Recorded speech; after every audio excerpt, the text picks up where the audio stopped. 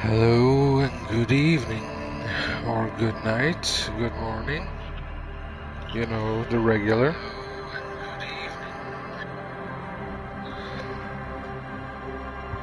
My name's Jezz, and today I'm sitting here in the early morning. I had a restless night,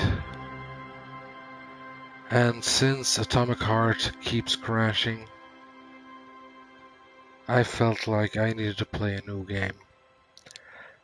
And this game, Disco Elysium, is actually a game I really know nothing about, aside from the fact that it's some kind of RPG. And yeah, let's just get into it. So, if I press triangle, we get a control scheme. And what does it say on the right? Active thoughts, alter dialogue options, thought bonuses. Oh my god, this is so complicated already. Thought bonuses differ from research and completion. Substances can be administered during dialogue. Tools are context sensitive. Equip them before use. Time passes when picking new dialogue options. Read books to pass the time quicker.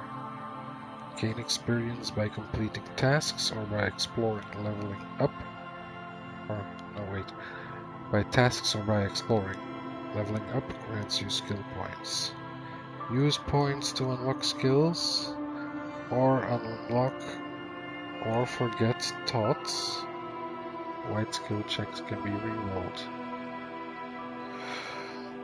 Explore options or level up to try again. We'll see. Equip a flashlight in low.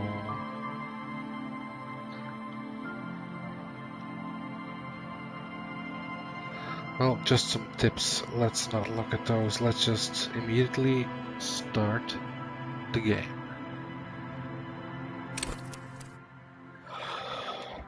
Okay, so what? Seems like this is my class. Very bad with people, knows interesting facts, comes up with original ideas.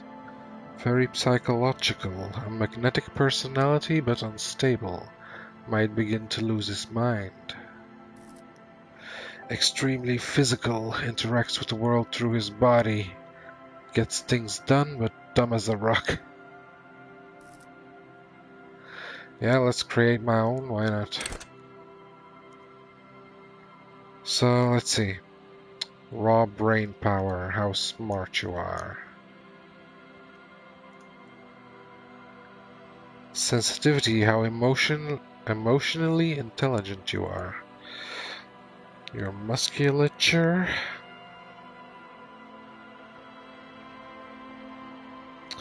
And your senses, how agile you are.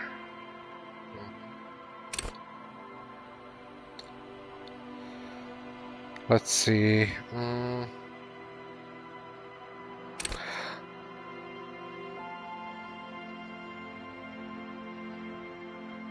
Let's see. Intelligent. Good. Average. Good. Yeah, I don't know anything about this game. Usually if I go with a RPG, I would go with charisma.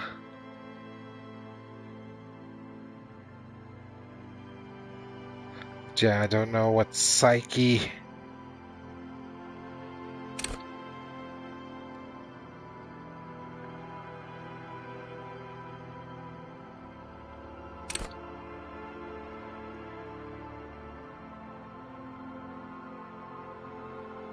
Yeah, I think I'll go with this.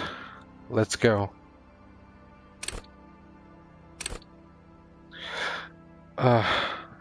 Signature skills. Logic urges you to analyze the living daylights out of the case. It enables you to piece evidence together. Detect inconsistencies in statements and impress everyone with your astonishing conclusions. It's the bread and butter of many detectives. At high levels, logic will be able to solve even the most complicated puzzle.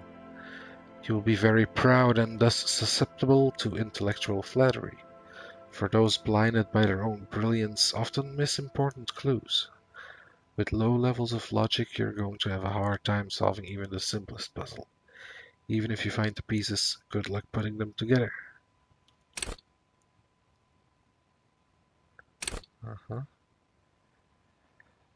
Call upon all your knowledge, produce fascinating trivia. Encyclopedia makes you a know-it-all, turning your mind into a database of facts. It enables you to draw on these facts innately, offering a wealth of background knowledge to all things related and unrelated to your case. Who knows when the history of cigarette brands will provide the breakthrough you need to arrest a murderer, or when knowledge of pre-revolutionary guns might save a life? At high levels, Encyclopedia shares this wealth of knowledge to an almost overwhelming degree.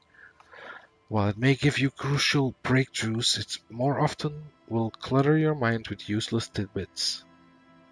With low levels of Encyclopedia, though, you'll be forced to work with only the clues in front of you. Without any background knowledge, copying is going to be tough stuff. Persuasion. Yeah, I think I know what persuasion does. Let's see. At high levels, it will make you an impressive political beast, one whose beliefs are impenetrable, which is to say, one whose mind will not change, one who will calcify. With low rhetoric, though, you'll have a hard time of shooting down any argument. Nailing people to their testimonies will be nigh impossible. Jesus. So many choices.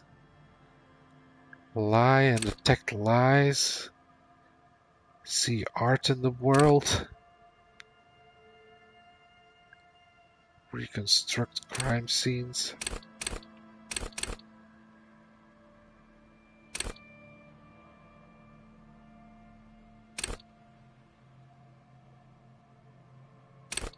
And empathy. Understand others. Work your mirror neurons.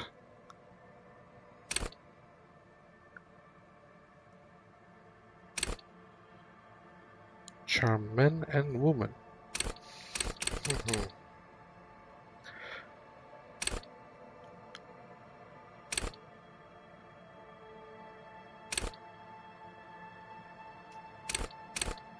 Love and be loved by drugs. Raise the hair on your neck, tune into the city. What the hell are all these skills, man? They're so...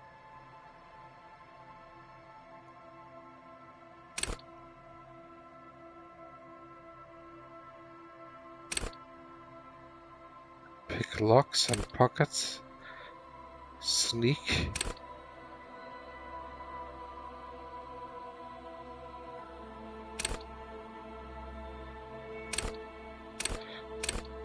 I feel like I want to take one of the intelligence ones.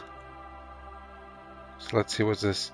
Reconstruct crime scenes.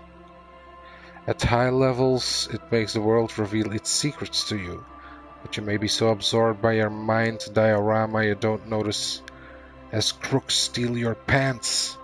However, at low levels, your mind's eye will be blind. Reconstructing crime scenes will be difficult. At high levels, conceptualization makes you go big, perhaps too big. It's ostentatious, demanding, grand displays.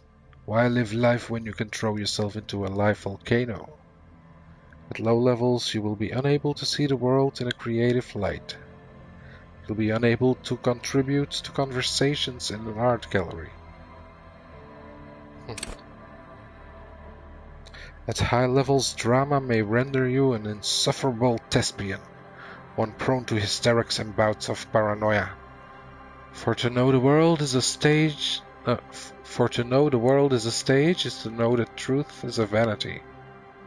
However, with low drama you cannot lie or discern when others lie.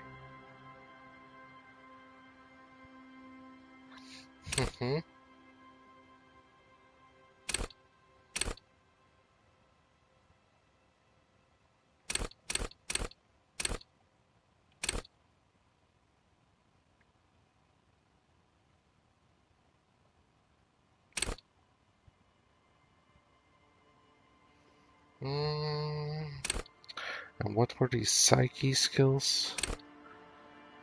Empathy really puts you in other people's shoes. You'll cry for their sorrows, punch walls to relieve their angers, be an even more unstable cop. With low empathy, however, you'll be an ungainly beast, unable to talk to anyone without upsetting them.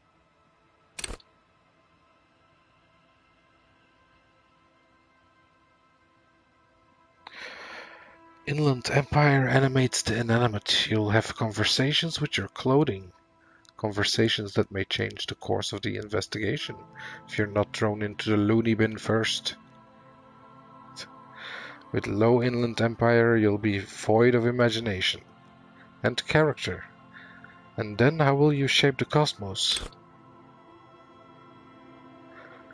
Volition makes you hyper sane. When you're about to get funky, it keeps you normal. It's a bit of a party pooper. At low levels, you'll have little morale. Without it, you'll be a profoundly unstable cop, falling apart at the seams as you make irreversible mistakes.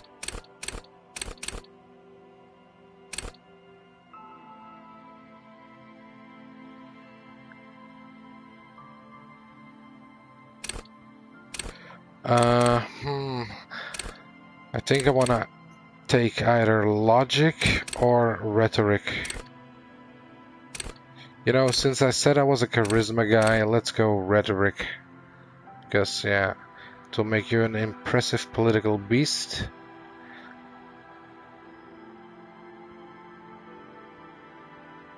Yeah, let's take that. Oh, I can take more? No.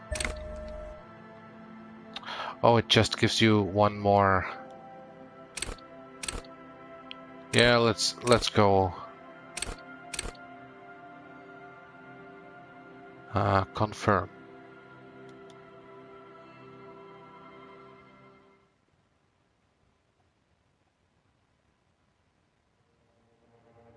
The Furies are at home in the mirror. It's their address. Even the clearest water, if deep enough, can drown. There is nothing. Only warm primordial blackness. You're conscious ferments in it. No larger than a single grain of malt. You don't have to do anything anymore. Ever. Never, ever. Never, ever, ever. Never, ever, ever, baby. Simply keep on non-existing. An inordinate amount of time passes. It is utterly void of struggle. No ex-wives are contained within it. What was that about the X something? An awareness creeps up on you. A mass lies hidden in your dead angle, soaking in some lurid acidic sauce. It's bloated and shameful, a ball of meat surrounding you. This is a terrible line of questioning, and it will only lead to more awareness of the meat thing. The meat thing? No, I wanted to know about the X something. Ex-love. Ex-tenderness. It is foolish of you to resurface to the loss. Not after all the damage you've suffered to get here. Some of it irreversible. Stay. Sail with me through the abyss of pelagic zone. Allons-y, never let me go. No, I want to get off now. I like pain and burning light and wanting things from people who don't want to give them to me.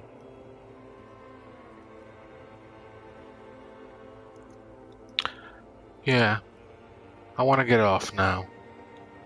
Do you really? I do. Let me off. You wouldn't like it if I told you what was back there.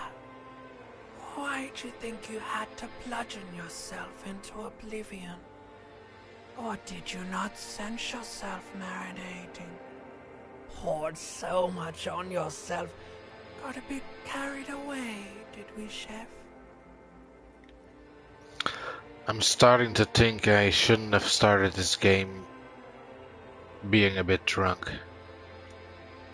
But let's continue. Fear and apprehension. You should ask what's out there first. Wait. Wait, I did this to myself? Tell me what's waiting for me? I don't care, I'm an idiot, a brave idiot.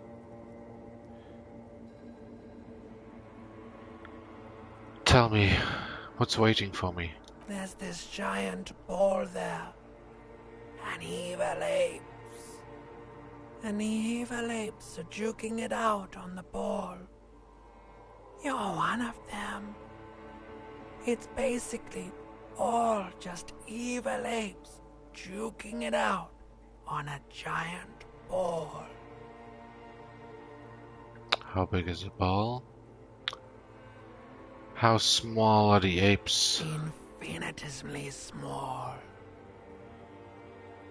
And how big is the ball? You can't even make out it's a ball when you're joking it out. It's that large. And this duking it out I keep hearing about, what's that? Vying for resources. It's just a stupid expression you picked up somewhere. The part of the presentation you want to take home with you is this. You have to beat the other evil apes in the face, or you lose. Really? Then that sounds like something I would like to do. Let's go. Somewhere in the sore, bloated man-meat around you. A sensation. Like a fly to the ointment, your conscience sticks to it. The limbed and headed machine of pain and undignified suffering is firing up again. It wants to walk the desert. Hurting, longing, dancing to disco music. Disco. Mother help me, there's a head attached to my neck and I'm in it. Please no, I changed my mind. Take me back to the formless, disembodied nothing. Well, mother help me. The stench of liquor rises from your mouth, and with it, an ungodly headache. Help someone! Cut my head off, it's trying to murder the rest of me. Who am I? What sort of creature does this to their own mouth? A fiery streak penetrates your skull, trying to force your eyes open. It's a sound, a clarion call from hell. Somehow, you know what it is. A caprice can name a motor carriage. Open your eyes.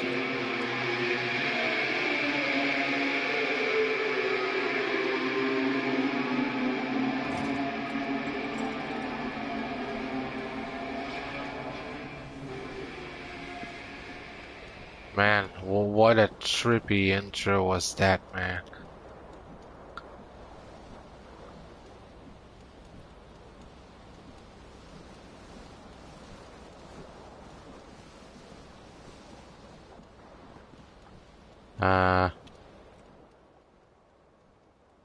Let's see.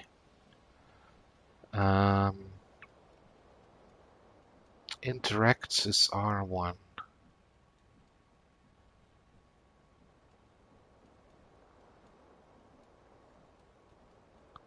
Character sheet is square.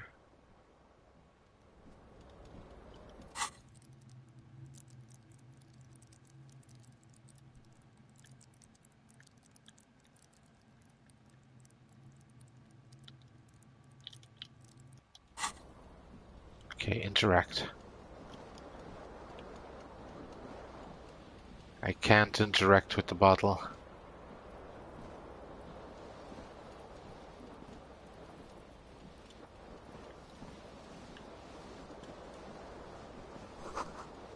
This magnum-sized bottle of Commodore Red is empty.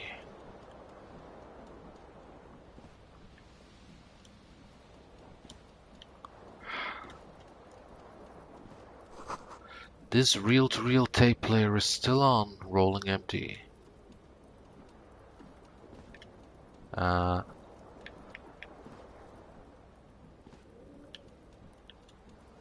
don't really get how I can target the things that I want to examine.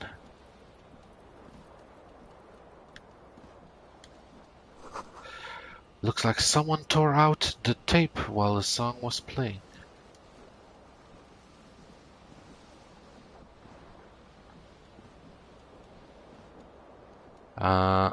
Let's first look around this room. Are those my pants? Take. Flare cut trousers. Oh,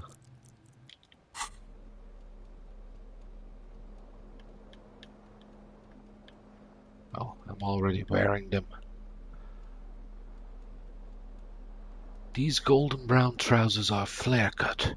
Normal bell-bottom trousers would be boot cut, but these are far from normal. They are someone's piss-soaked, cum-stained party pants.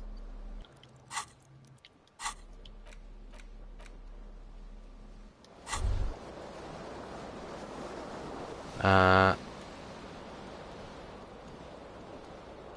window stands broken in its frame. Cold wind blows in. What's this? This is a white check.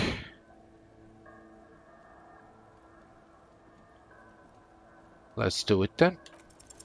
What do you mean? What? Assess the damage. How would you do that? What are you even trying to do? Oh well.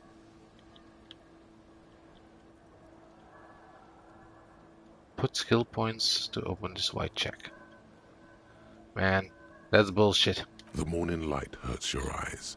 It's hazy, but you see the ocean and some war-torn buildings.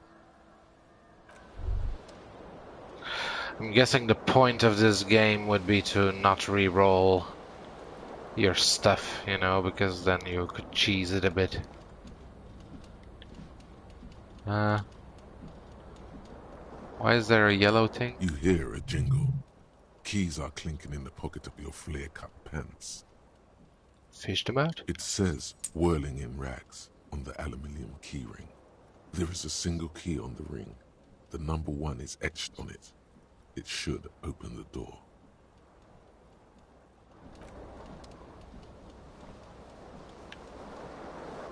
Alright. Jacket.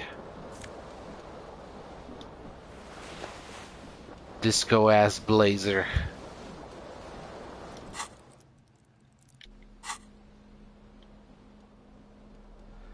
Looks like someone skinned this blazer off some long extinct disco animal. It has an enigmatic white rectangle on the back and the right sleeve.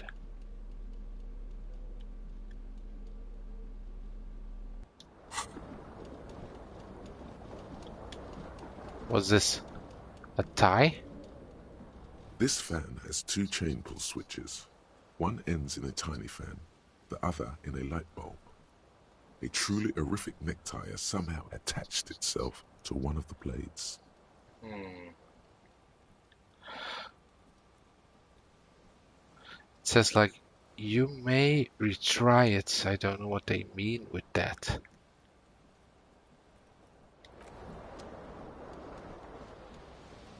Let's see, can I do a save? Yeah, I can do quick save and I can do a save game.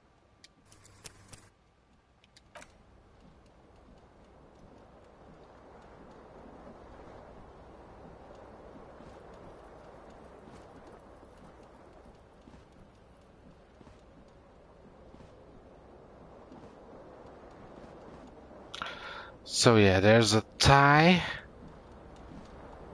over here. But the chances of me getting This it fan has two chain pull switches. are One very ends in a slow, tiny fan, slim. the other in a light bulb. A truly horrific necktie has somehow attached itself to one of the blades. See, pull on the fan, pull on the light bulb. Pull on the fan should be good, right? The blades come squeaking to a halt. It should be Yeah. easier to reach the tie now. Yeah, we're going with a no retrying. Unless it kills me, like game overs me. But let's try it. Wait a second. Is the light working? A terrible mistake. Turn the lights off immediately. You can practically feel the photons burning a hole in your brain. It's just a little hangover-induced photosensitivity. Don't overreact.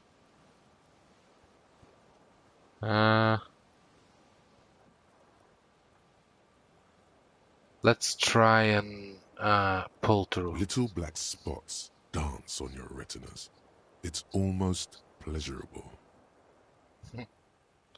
Yeah, I thought a little more light might help with this. Let's try it. You reach out to grab God the tie. damn it. But what's this? Diffuse, radiating chest pain. Doom comes over you. Grab your chest. This is bad. Feels like sharp stones grinding in your chest and keeping you from moving. God, man, my character isn't really in good condition. For quite a long time. Still ongoing. Now is a good time to start worrying. Finally, the pressure recedes. You find yourself covered in cold sweat and trying not to move, hoping it will keep you from dying.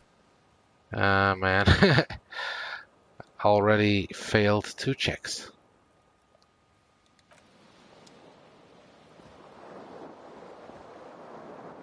And I'm a cop?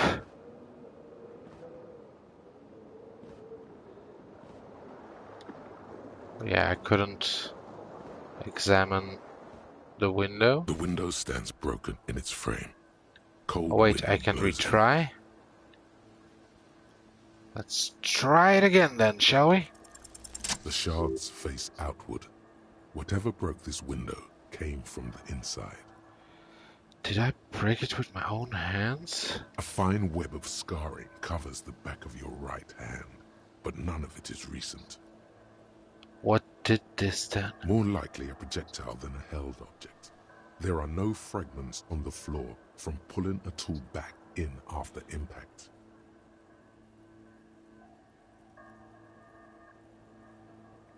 Assess the size of the impact. It is too large for a bullet, yet too small for a piece of furniture. You're looking for something heavy and larger than your fist. A bottle? A wallet? Like the green shoe that's on the hat rack in the corner, which, coincidentally, is missing its friend. A shoe, I see. Congratulations. You smashed the window with your own shoe. Now you only have one. If you're lucky, you can still find the other on the balcony outside. The door to it should be outside your room.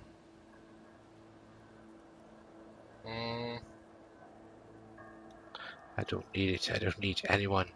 Should go and get that shoe. Maybe it wasn't me. You mean someone else took your shoe off and smashed the window with it? Yeah, who knows, man? Who knows, man? Nah, I was probably just super fucking drunk. This person also forced the drinks on you. I should go and get that shoe. A cool wind gushes in. Your toes curl up from the cold. I got experience. Nice. Before we go get the shoe, let's explore the house some more. Maybe I can retry the fan as well. You see bottles in the bathtub, wine, beer, and sweet liqueurs. What's this? White satin shirt.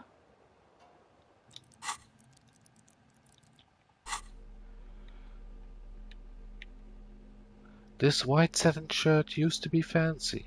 It used to really catch the light. Now it smells like someone took a piss in the armpits. Conceptualization with -1 suggestion. Okay, so these clothes have negative effects as well. Oh yeah, I shouldn't wear my pants to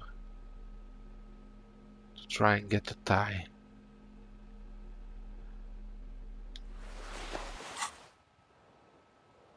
Let's see. Can I try again?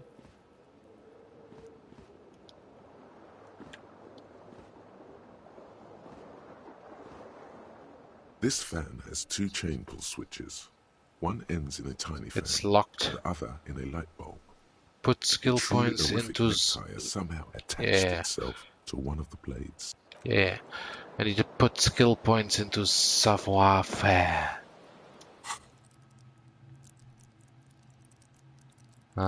Over here.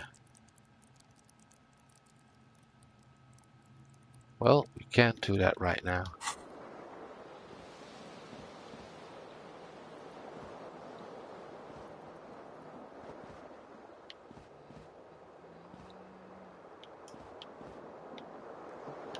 Is there anything else here? No?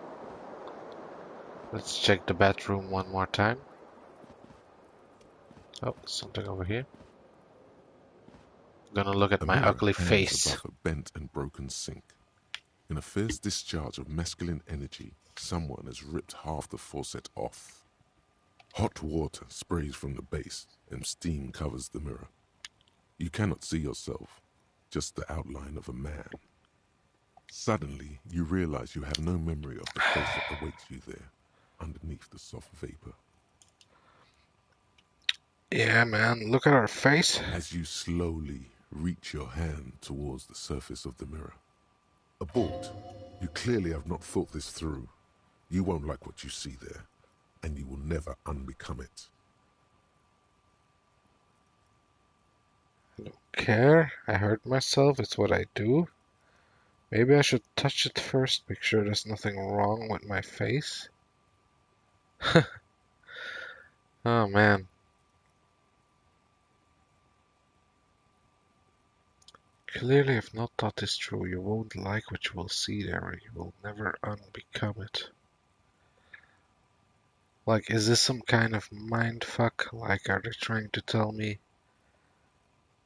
you're ugly, or you think that you are ugly, so don't do it. See, maybe I should touch it first. Yeah, there is definitely something wrong with it. What? What's wrong? Where to even begin? There is the bloatedness, then the swollenness. It's like there's an upholstery of alcohol underneath your skin. Sorry, touch your nose. At least my tongue is okay. Touch your tongue. I'm scared. I want to stop doing this. Wipe the mirror now.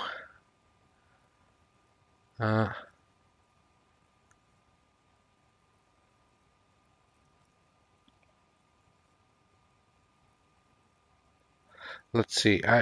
Maybe we should wipe the mirror before we touch our face.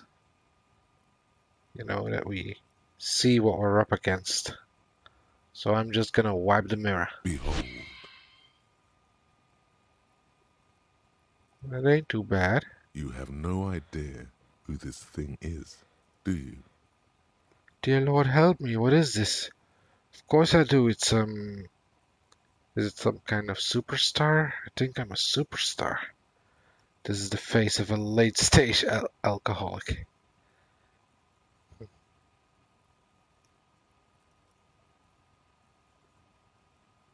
Dear Lord, help me. What is this? Whatever it is, at least it's dead now. There's clearly rigor mortis on your face. Oh wait, is that an expression? Are you trying to make an expression with that face? I'm not making it. The face is making it itself. I have no idea why it's there. It just is. I'm not making it. Please stop. It's horrible. You're scaring yourself. No, I keep making the You face. can't, can you? It's like it's not even voluntary anymore. You have worn that grin into your face, and now it won't come off. What does it even mean? What is the emotion you're trying to convey? Superstardom. God, I don't know. It's indescribable. I think it's supposed to look suggestive. I'm afraid it's meant for the ladies. I'm insinuating that I'm vaguely sympathetic. I think I'm sort of pulling it off too. It's a sad has-been kind of way. Oh, in a sad has-been kind of way. There's some charm to it. It's an expression of pain.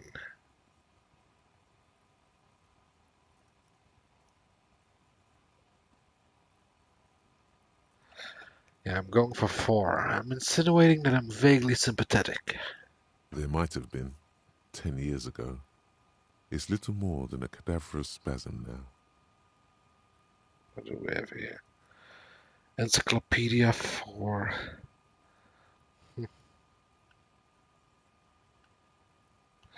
Dig deep into your mind to locate the source of the expression.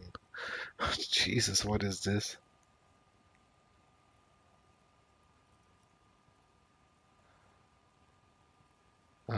I'll let the mirror be for now.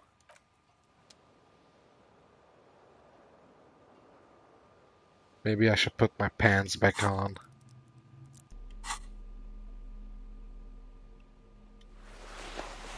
There you go.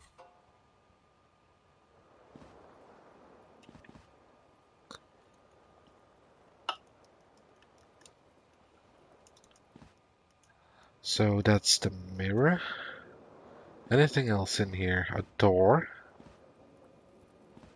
Where would that door go?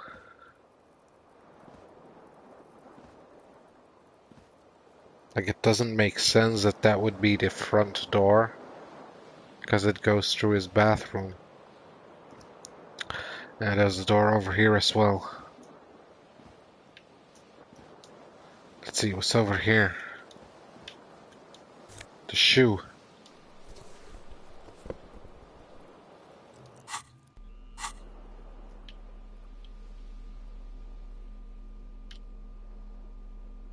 Green shoe, left foot. This green crocodile leather shoe has a high heel and chrome embellishments. It fits your left foot perfectly. Now all that remains is to find the other shoe.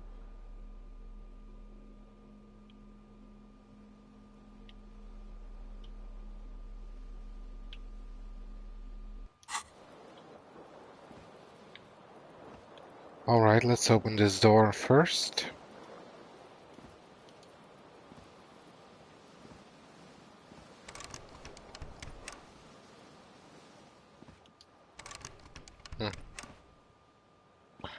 Curious. Most curious. A mirror hangs on the bathroom wall. In it, your face, adorned with the expression. Like, I don't know. Should I try to do the low challenges, or can I come back for them later? Let's see, I still can't take this right. This fan has 2 chain Nope. pull switches. One ends in a... Leave. Let's make a quick save.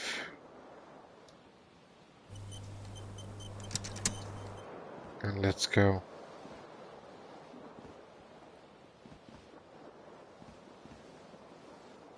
Mhm.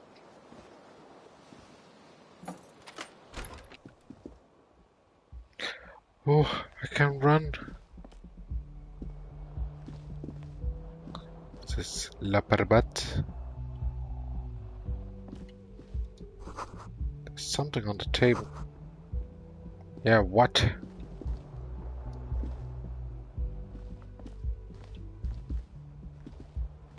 Let's see.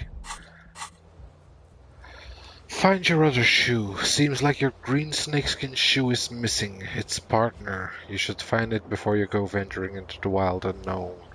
2 shoes are better than 1. Unite them again.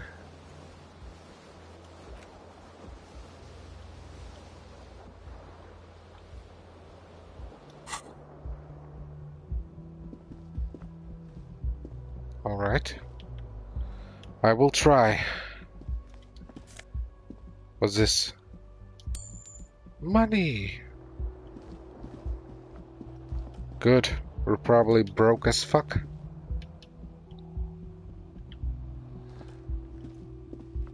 I'm just using my right stick. Hello, officer. Oh, hello. I'm using my right stick to see which things I can interact with. Calendar says it's March. The year is 51. Maybe I should not talk to someone. Can I go into someone else's room? Let's quick save.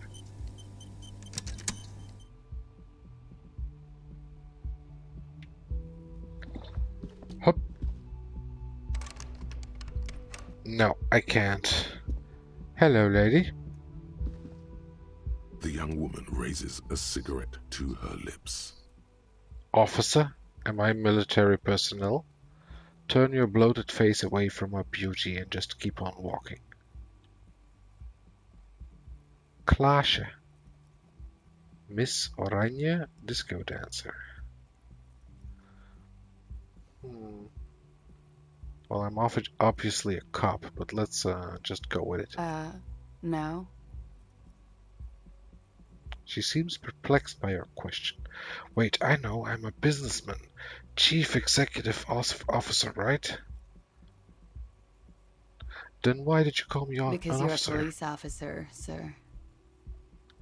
You're shitting me. Goddamn right, I'm a policeman, and don't you forget it. You're I'm not. shitting me. Unless you've been shitting us all this time. She takes another drag. All this time? You've been here for 3 days. On official police business, no less. What business is that? Couldn't say. In truth, so far, mostly drinking. Why don't I remember being a cop or anything else? Who in their right mind would let me be an officer of the law? Try the expression on her.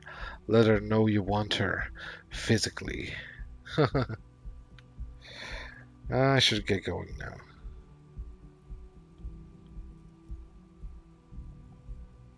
Why don't I remember being a cop or anything else? Could it be because of the drinking? She raises an eyebrow. The cigarette sizzles. Who in their right mind would let me be an officer of the law? Don't be so harsh on yourself. They let almost anyone be a police officer. Well, thanks, babe. I should get going now.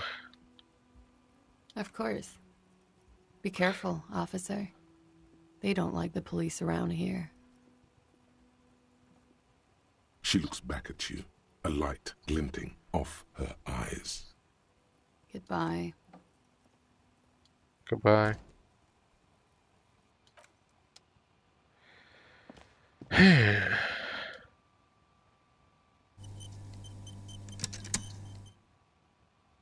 Now, what is this? Is this just an autosave?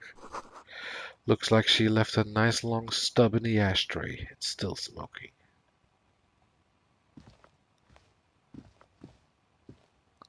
A nice long stub.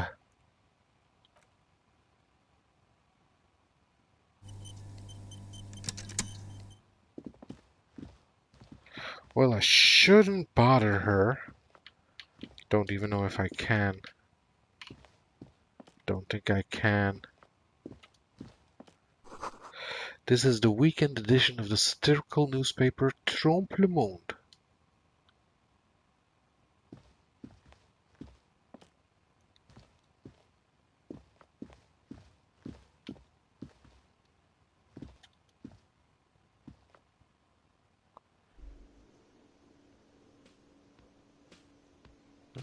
Where am I?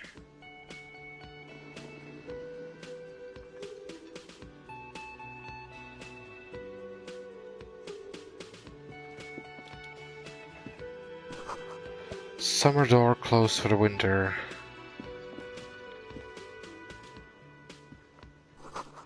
This is where the lyrics would be.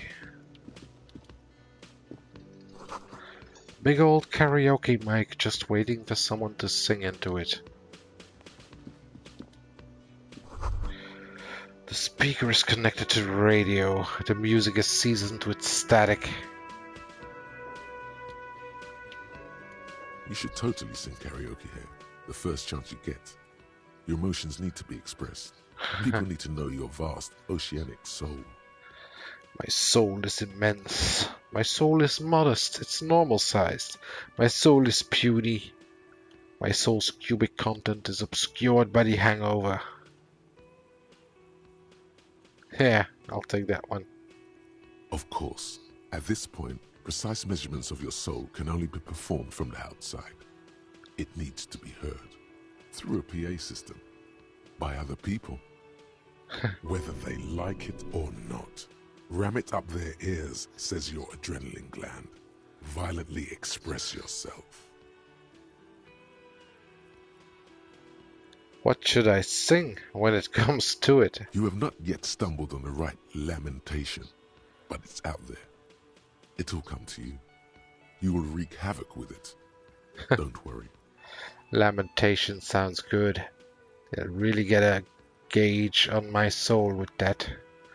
I was thinking maybe I could sing something happy. Get the people going. Yeah, let's do that. No. Don't sing the happy song. That's stupid. Sing the sad song. It's profound. You have to find something tragic to sing first, though. You have not yet stumbled on the right lamentation, but it's out there. It'll come to you. You will wreak havoc with it. Don't worry. Alright, lamentation sounds good. Serves them right. Wipe that smirk off their face with your sad, tragic song. Who's laughing now? No one. You have to find something tragic to sing first, though. Man, this game is weird. I like it. It says, take no Safed. The soft purr of an electric juicer comes from the kitchen. Someone is working. This is a water cooler. A large bubble is rising to the surface. The menu has been wiped clean. Only the word Monday is written on it. A woman's hand wrote yesterday's menu. Today's starts in a man's handwriting.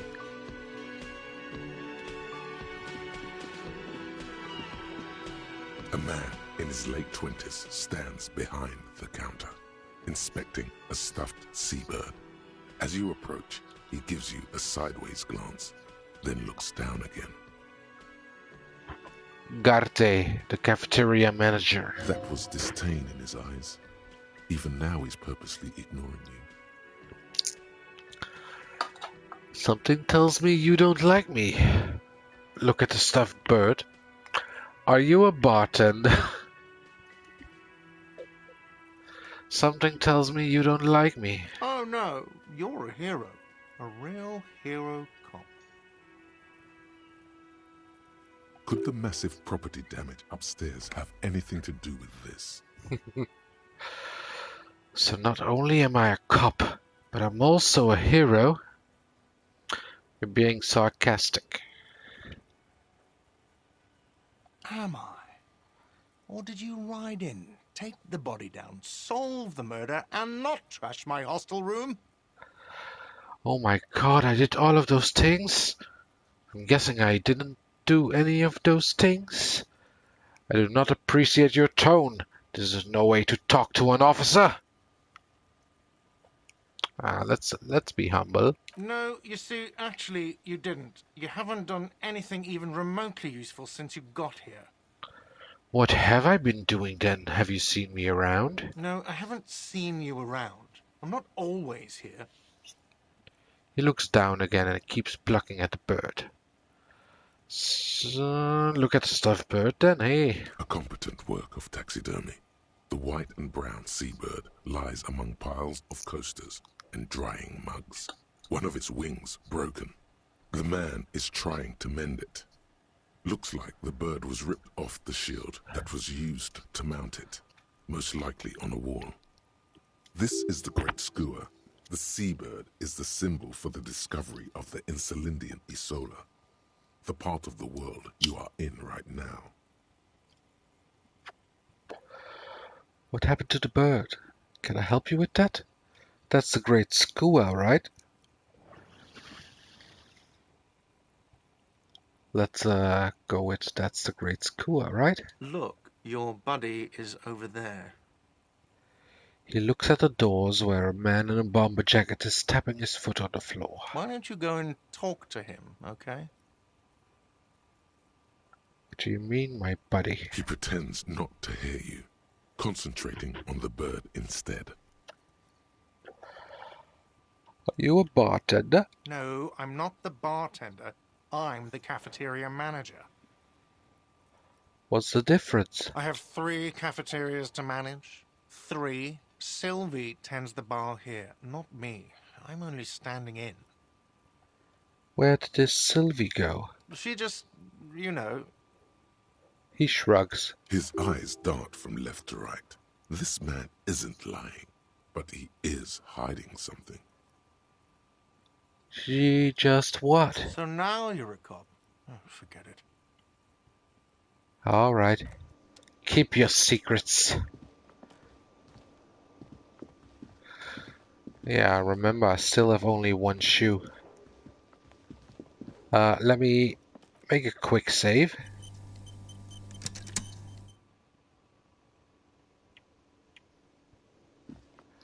What do we have here? That's a door. A sign reads, Mess Hall reserved for union members. Doors open 16 o'clock.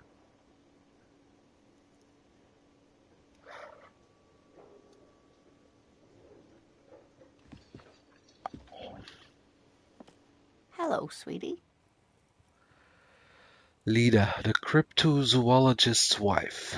You shouldn't keep your colleague waiting. She nods towards the man in the orange bomber jacket. This royal pinball machine is unplugged. I'll be with you in a second, sir.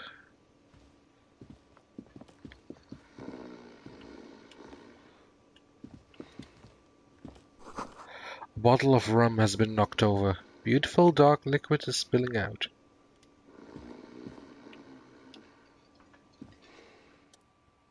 Sleeping dock worker. A man is sleeping at the table wearing mud-caked boots and a rolled-down overalls. The back of his shirt reads Wild Pines, encircled by a logo with a tree. On the counter, rolled out of his open hand, you see a blister pack of headache medicine. Let's see, pick up the pills, wake him up.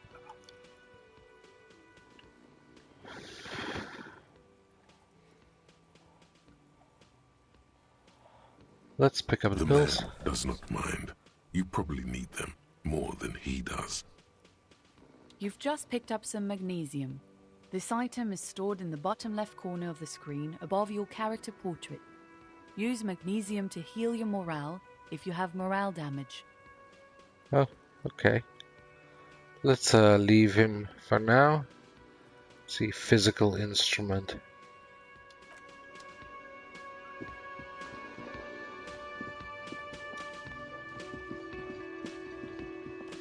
Alright, let's talk to... Well, let's maybe open this door first. This door is bolted. A sign reads kitchen reserved for personnel until 13 o'clock. Alright, let's make a proper save.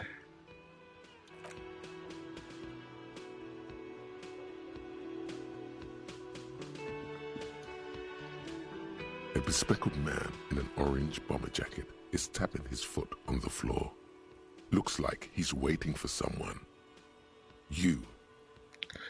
Kim Kitsuragi. As you approach, he narrows his eyes and extends his hand in greeting. Shake his hand. Hello. I'm Kim Kitsuragi, Lieutenant, Precinct 57. You must be from the 41st. You realize he's waiting for your name. Invent a name for yourself. Yeah, let's try it. Concentration makes you squint your eyes. Your name should be deep gold and orange, like a forest fire looming on the horizon, but mixed with the stench of liquor rising from your breath. You're 2 steps closer to it, but there are still many to go. It is not yet time. I don't really know my name. Say nothing. It is not yet time. Okay then. He processes the information, then disregards it. It looks like we had a little scheduling error on Sunday. Saturday too, actually. Have you had time to talk to the manager here? What Yeah. he means is, he has been trying to meet up with you for 2 days, but you have been otherwise occupied. You mean him? Not about the cafeteria manager? Yeah, I just talked to him. No, I haven't. There must be some kind of misunderstanding. You're taking me for someone else. If you don't mind, we should talk to him again. Ask him for a rundown of the area. Now that I'm here as well. I understand the scene is out back, right? It also wouldn't hurt to assure him the police are finally here. In full force, I mean. Have you mapped out the initial interviews? What? Yes, the police. I'm aware I'm a policeman. What interviews? I have, yes. I haven't. At the 57th, we like to prepare an initial list of persons of interest, and then just skim the surface. Prepare the field, get to know the players. You don't do that? Maybe it's not an inter-district practice. Yes, the police. I'm aware I'm a policeman. Right. And the interviews? He taps his foot more out of habit than impatience. I haven't. Okay. We'll have time for that after we take a look at the coroner's case. Have you removed the dead body from the tree? What? Look, man, yeah. No. Completely. I don't like dead bodies. Dead body? Mm-hmm.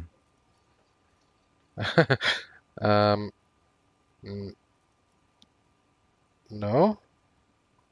So, the body is still in the tree. I don't know. This is the first time you detect a weariness in the lieutenant's voice. It is obvious he would have preferred for the body to no longer be in the tree.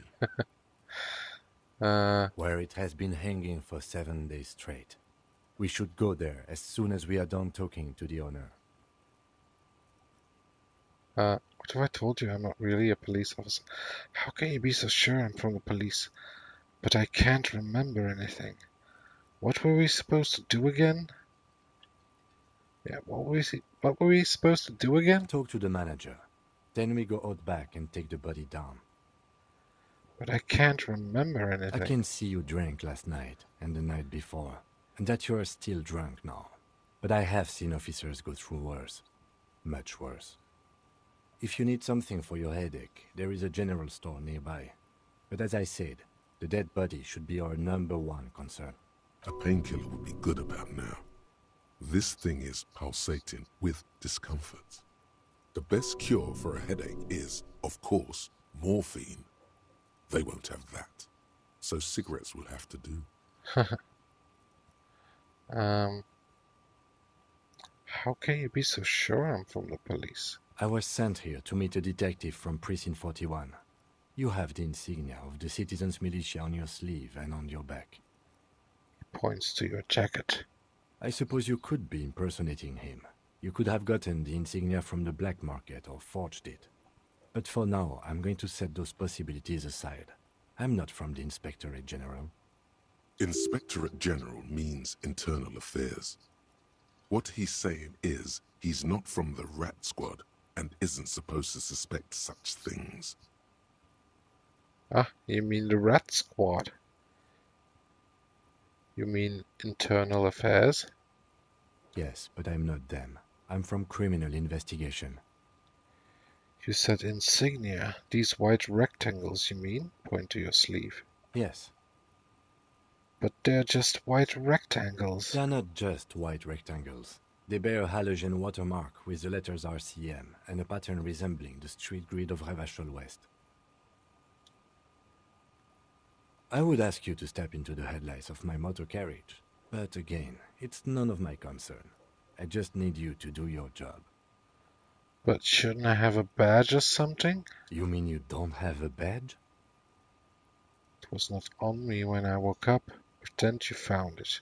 I have my badge, I'm a policeman, and I have my badge. Yeah, it was not on me. Losing your identification card is a serious matter. My vehicle has a shortwave. You can use it to report your badge missing. I would advise you to locate it as quickly as possible. But getting the body down should still take precedence. What if I told you I'm not really a police officer? We all feel that way sometimes. There is no such thing as a police officer, I'm afraid. What remains is that there is a dead body in the tree. Someone has to figure out who put it there. If we don't, no one else will. And then, soon after, dead bodies would be dangling from all the trees. But first, we have to take it down. Alright, let's go. After you, officer. Alright, interview cafeteria manager, inspect victim's body. Lieutenant Kitsuragi is now in your party. You can talk to him whenever by interacting with him.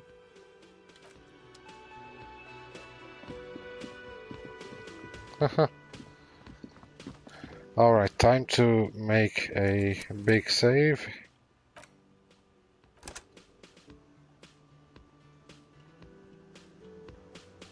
Could I use Kitsuragi? Maybe he has better stats. Let's see. Character sheet.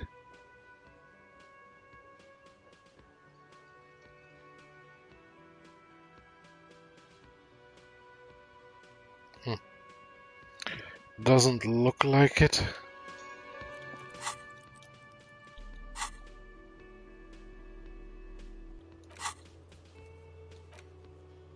Let's see. You need to find a sufficiently tragic tape, then play it on a boombox to memorize the lyrics. Then ask the cafeteria manager to perform. Preferably in the evening, more people at the bar then. You need to report your missing badge to the 41st precinct as soon as possible. The lieutenant said that you can use the radio in his motor car to call your station. The cafeteria manager of the Whirling in Rags might know something about the murder that happened in the yard. Ask him about it. Inspect the body hanging in the backyard of the Whirling in Rags. This is a preliminary inspection. You just need to suppress the urge to throw up and approach it.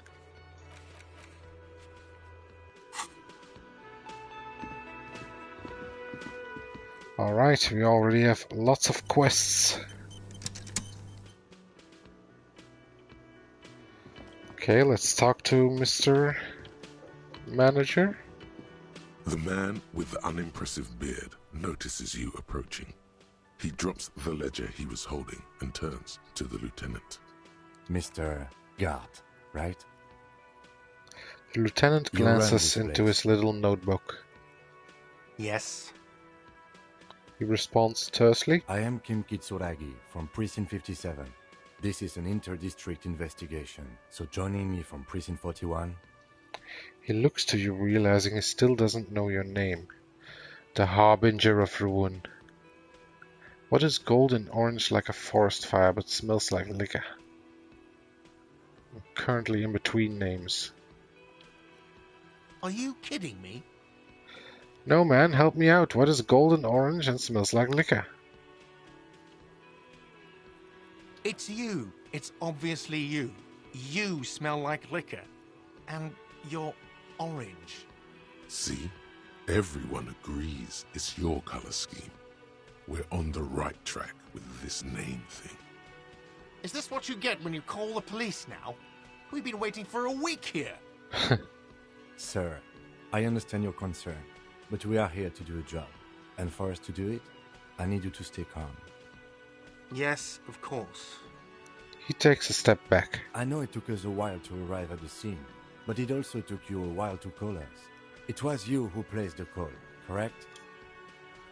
No, I only just got here. It was probably Sylvie who called you. She usually works the bar here. I'm only temporarily taking over her duties. Do you have her number? As a matter of fact, I do. He looks behind a pile of coasters, finds a slip of paper and hands it to the lieutenant. You said you just got here. From where? Are you a local? What, of Martinez? No. I live in Jamrock. I only sometimes come here to keep an eye on the place. This is just one of the many, many cafeterias I manage. You manage 3. But you still know your way around, yes? In case we need directions. Yes, I know where some things are, but as I said, I don't live here. I just used to work here. And I'm not going to start working here again, if that's what you think. I didn't imply that. Detective. He probably means this is where you step in and ask your questions. Right then, questions. I got this. Play the fool. Who, me? No, I'm good. Pass on the questions. Right then, questions. I got His this. face expresses profound doubt in your having this. Ask him about the body's location before asking if he killed him. People give up information in the more innocuous questions, which you can later use in the more sinister ones, not vice versa. Where exactly is the body? Who killed him? Why did Sylvie go away? You know, I actually can't think of a single thing. Where's the body? Behind this building, there's a courtyard. They hoisted him up on a tree there. How do we get there then? That's easy. See that door there?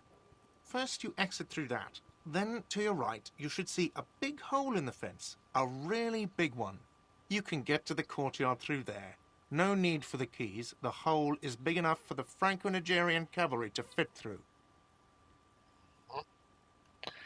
Why did Sylvie go away? Haven't you asked me that already? What is it with you and this woman? She has nothing to do with this. No, before I asked you where. Now I'm asking you why she left. Okay, you got me. She went away because of the dead body out back. And because I asked for her number. That's why Sylvie went away. I hope you appreciate that. I do, Thank you. the lieutenant says. He opens his little notebook at a cover. The number is safely tucked away in a small pocket. Mystery solved. Didn't go well. I don't know. Didn't go well? I asked an employee out. She didn't want to come, but felt obliged to. It was a bad idea. Now, what is so goddamn fascinating about that for you? It's got nothing to do with the lynching. This stuff gets on my nerves. I'm a feminist.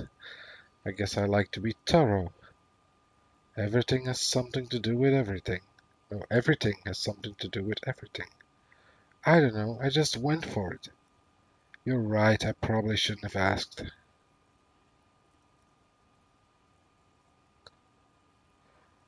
I guess I like to be thorough. Good for you. Was there something else? I'd like to get back to what I was doing. Yeah, I guess who killed him? Do you know? I don't know who killed him. I'm not the police. That's your job. Well, it was worth a shot. This is it. He said they hoisted him up on a tree. Who is this they, if he doesn't know? Before you said they hoisted him up a tree. Who did you mean by they? Oh, people are saying it was the union dock workers, that it was a lynching. Who exactly is saying that? The locals, the customers, the people who eat here. A lot of dock workers eat here. Sylvie told me everyone knows the dock workers did it. Did the debarders themselves tell her this, or is it a rumor? I don't really know. You'll have to ask her. Why would the dock workers lynch this man? I would suppose it's because they have nothing better to do. You mean the strike? Yes, the strike. The man they hanged was a security guard for the harbour company, I hear. A mercenary. The unionistas probably thought they'd send a message.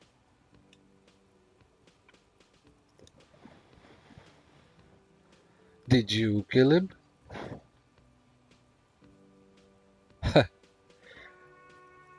Let's see, I have another question. Or should I ask it because... Yeah, let's just ask him. What are you, crazy? Of course I didn't kill him. Suddenly you tense up. Blood is being pushed to your muscles. You should hound him on this. Hound him hard. The prey drive says. Nah, I'm not gonna do it. Oh, thank you. I have another The question. lieutenant turns the page in the little notebook he's been scribbling in. Nothing. Let's go. Dirty experience. Not so fast. You owe me 130 real.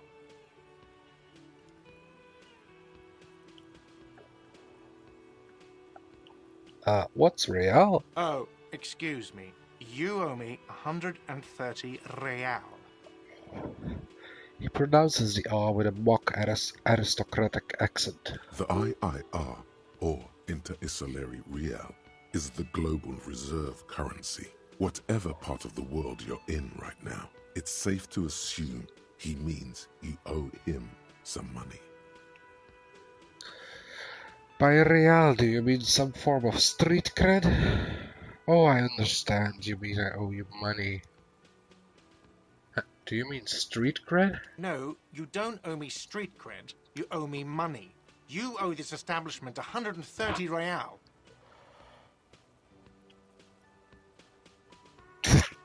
But what exactly is money? What are you, a philosopher? Since I woke up, I have trouble remembering even the most basic concepts of reality. Money is what grown-up people use to pay for things. Things like this hostel room, or 8 bottles of potent blend, and 9 packs of Royal Extra.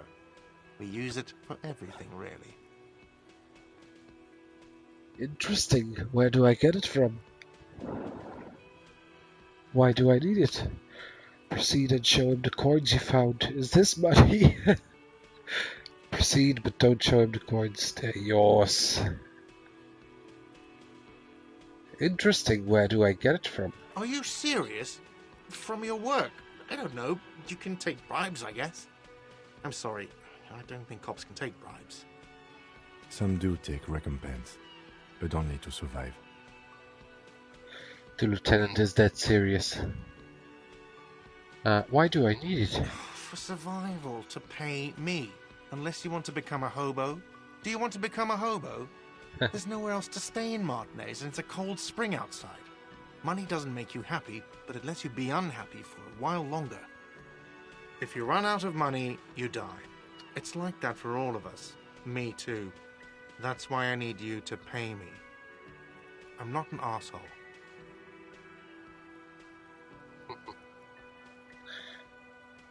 I don't know how many coins do I have.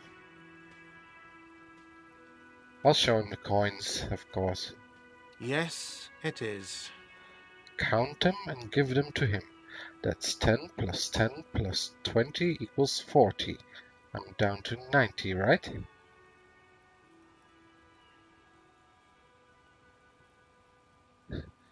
Or keep the money?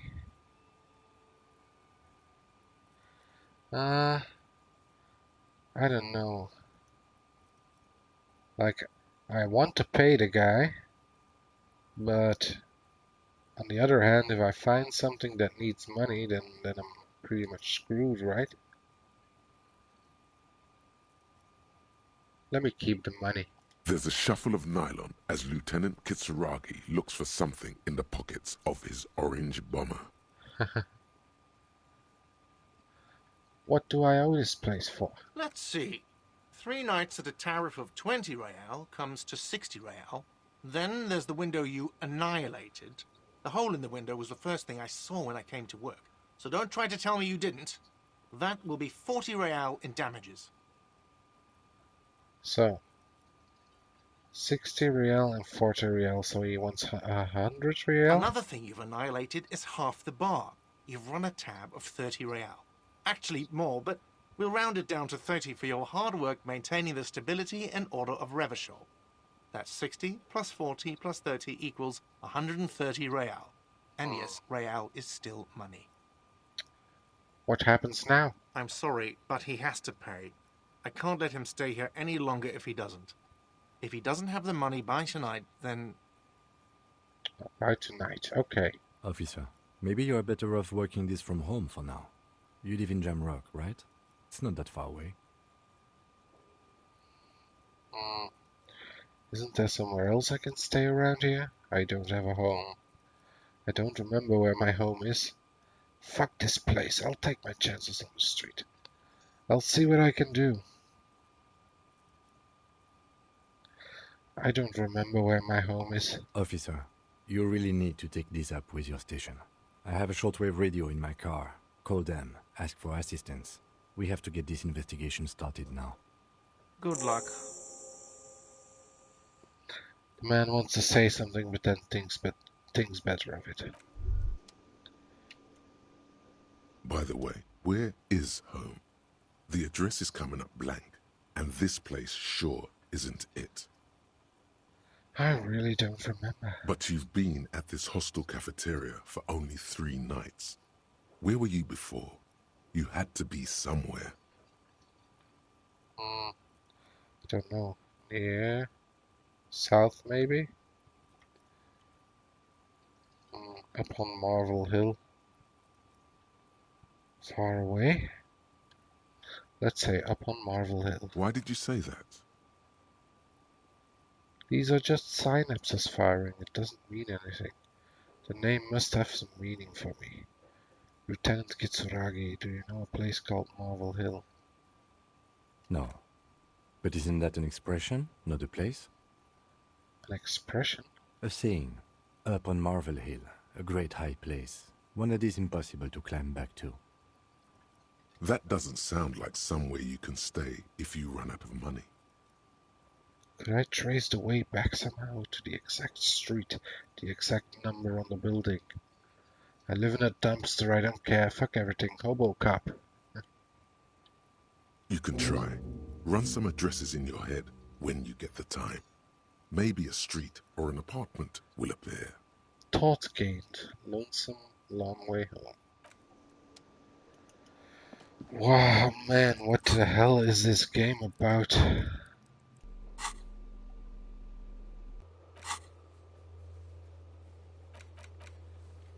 Call Sylvie using Kim's shortwave to ask whether she made the call. Someone reported the hanging to the RCM. Maybe if you find out who it was, it may shed new light on the events. You have an idea where to start, but the caller could have been anyone. You need to pay for the damages you caused in the whirling in rags, or you won't have a place to stay tonight. Ask around for money and be careful with your spending. If you're unsure how much you owe, ask guard. Ask your station for additional funds.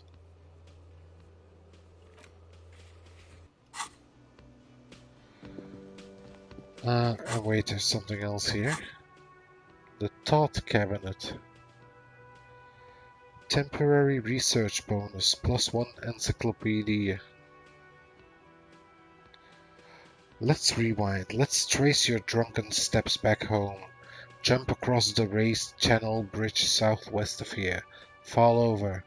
Get up. Get off the asphalt in 20 minutes. Shuffle your feet through courtyards, scaring little children.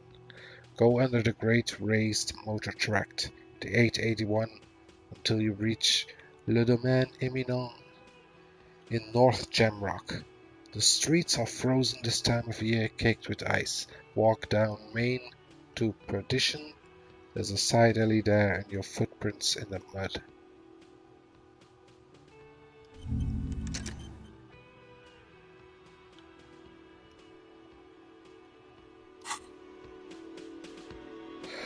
Phew, okay. Quick save.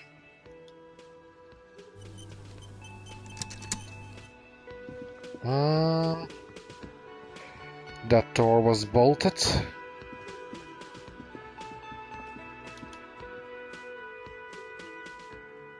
Don't be afraid to say weird things. People are more forgiving too.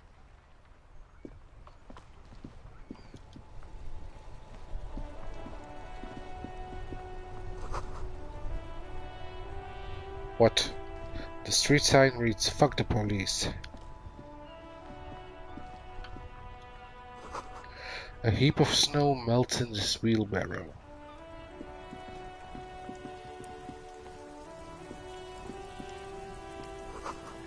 Pigs go home. The street name is illegible.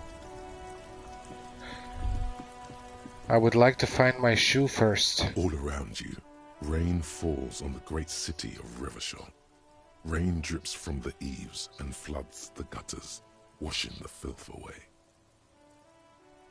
The spring thaw must be here. The snow is melting.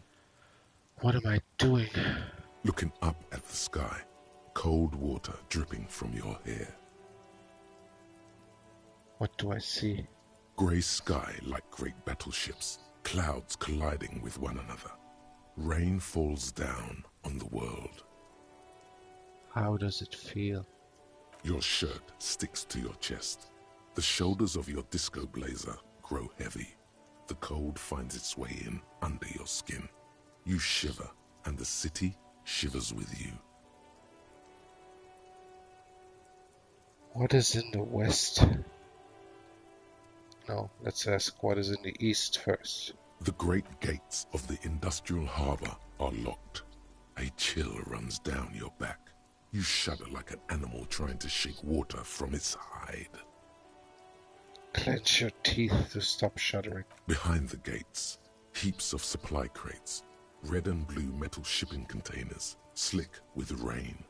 The Greater Revachol Industrial Harbor is an artificial mountain range. Immense wealth resides within, and immeasurable poverty in its shadow. And beyond that, La Ducienne, King Dries passenger harbor. Cruise ships flanked by dock arms. Cranes watching over the mouth of the river distributary.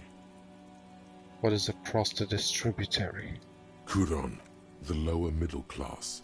Distributary after distributary cuts the city blocks in half. 7-story buildings trail off into the rain. What is beyond the Couronne? A silvery curtain of rain over the houses. The class divide. You have never been there.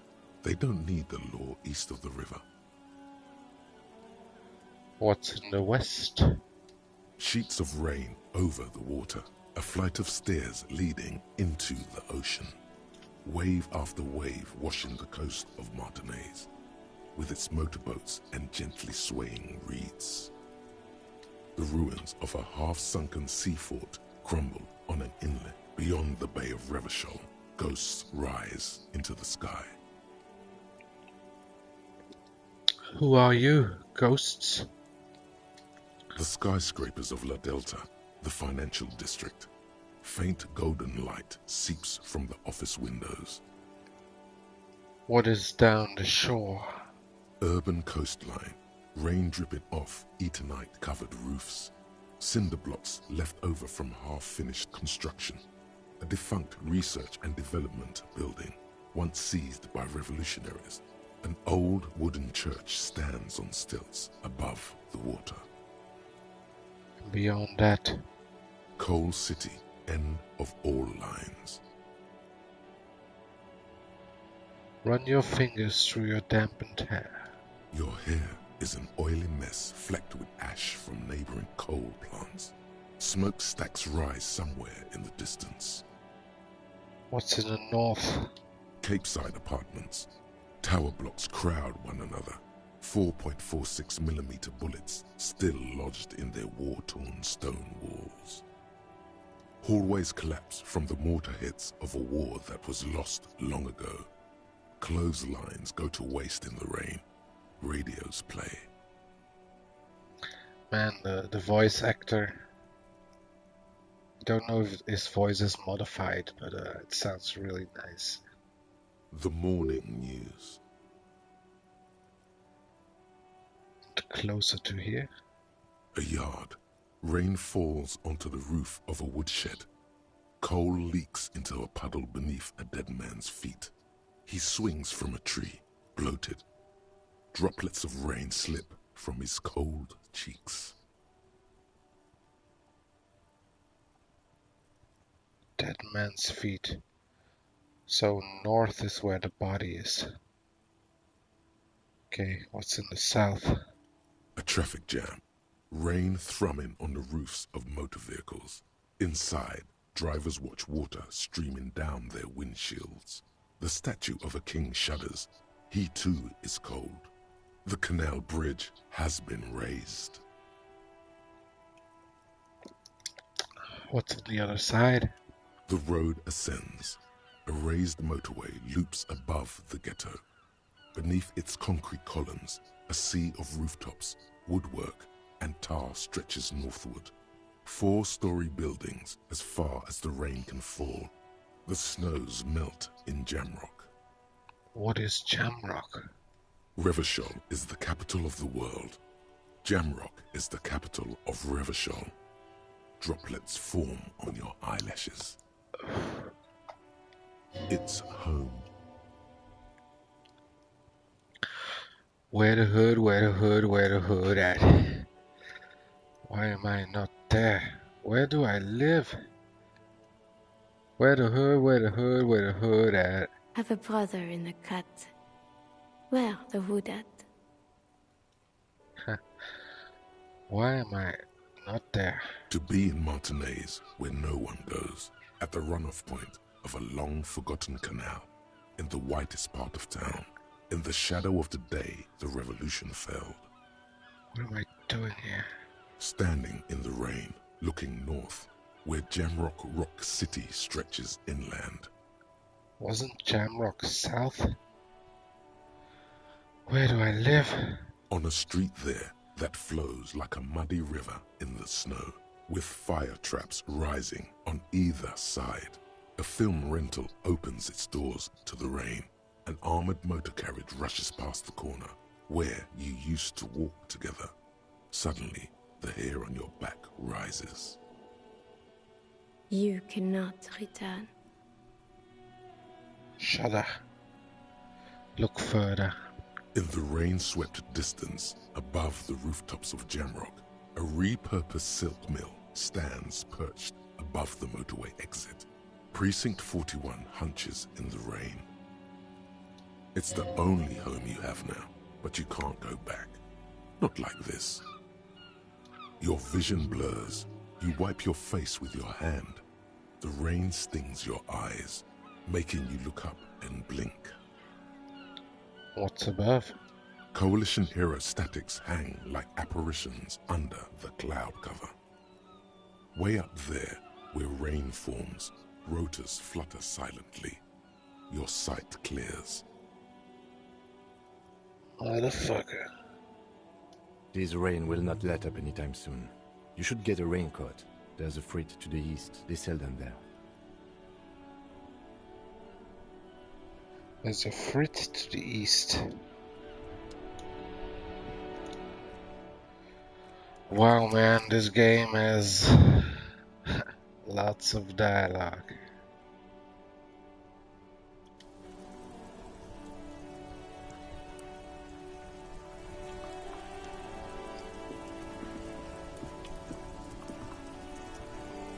The RCM in Martinez. What can I help you with?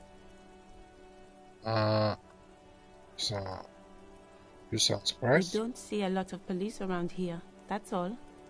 I have some questions for you. Of course. What can I help you with?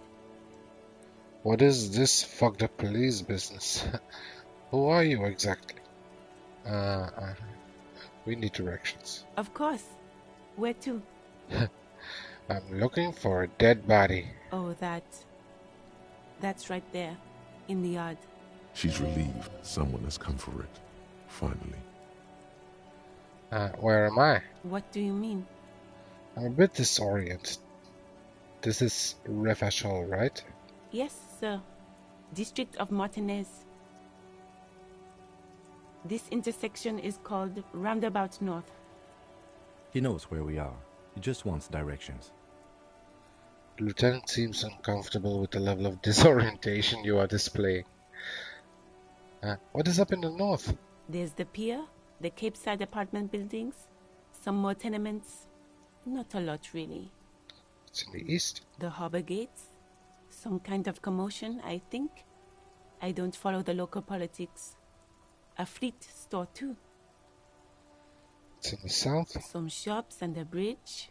The canal bridge leads to the coast, but it's broken, I think. Some kind of accident, probably. What is on the other side of the canal? Just coast. There's a little fishing village there, and a fish market. But that got closed down ages ago. Rows of stalls under a broad roof, where silvery fish were heaped on newspapers. Water, water everywhere, pouring from the heavens in the shadow of the old church.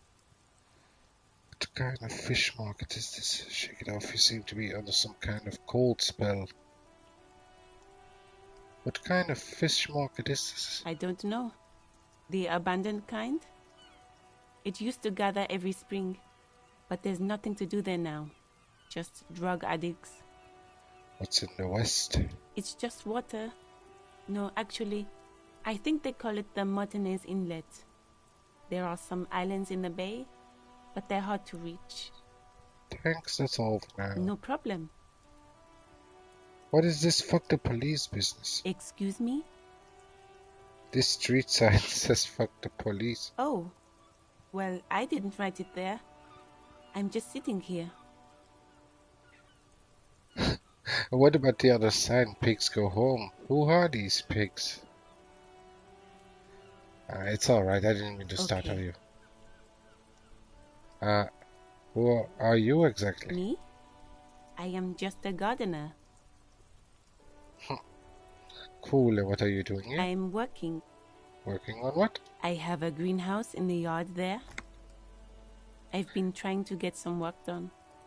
But? Well, as you already know, there's a corpse there, hanging from a tree. It smells pretty bad, so I have to take breaks. Don't worry, miss. We are here to clean it up. You can get to work soon. Thank you.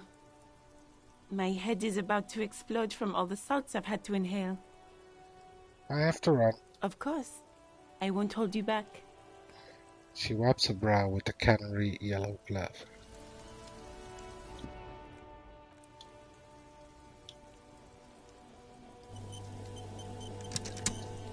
Let's see, where is this body?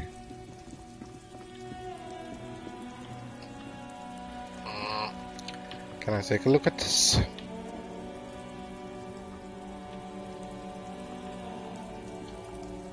Come on.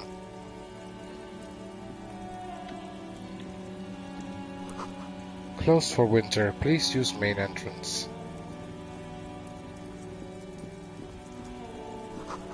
Goods from the lorry haphazardly litter the surroundings.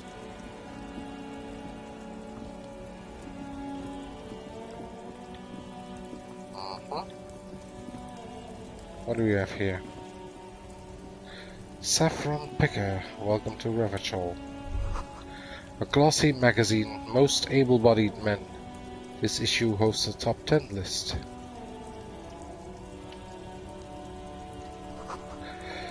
Jump Jams, a popular music mag. Oh no, they're much hunkier than you. You shouldn't feel threatened by handsome men, don't be silly.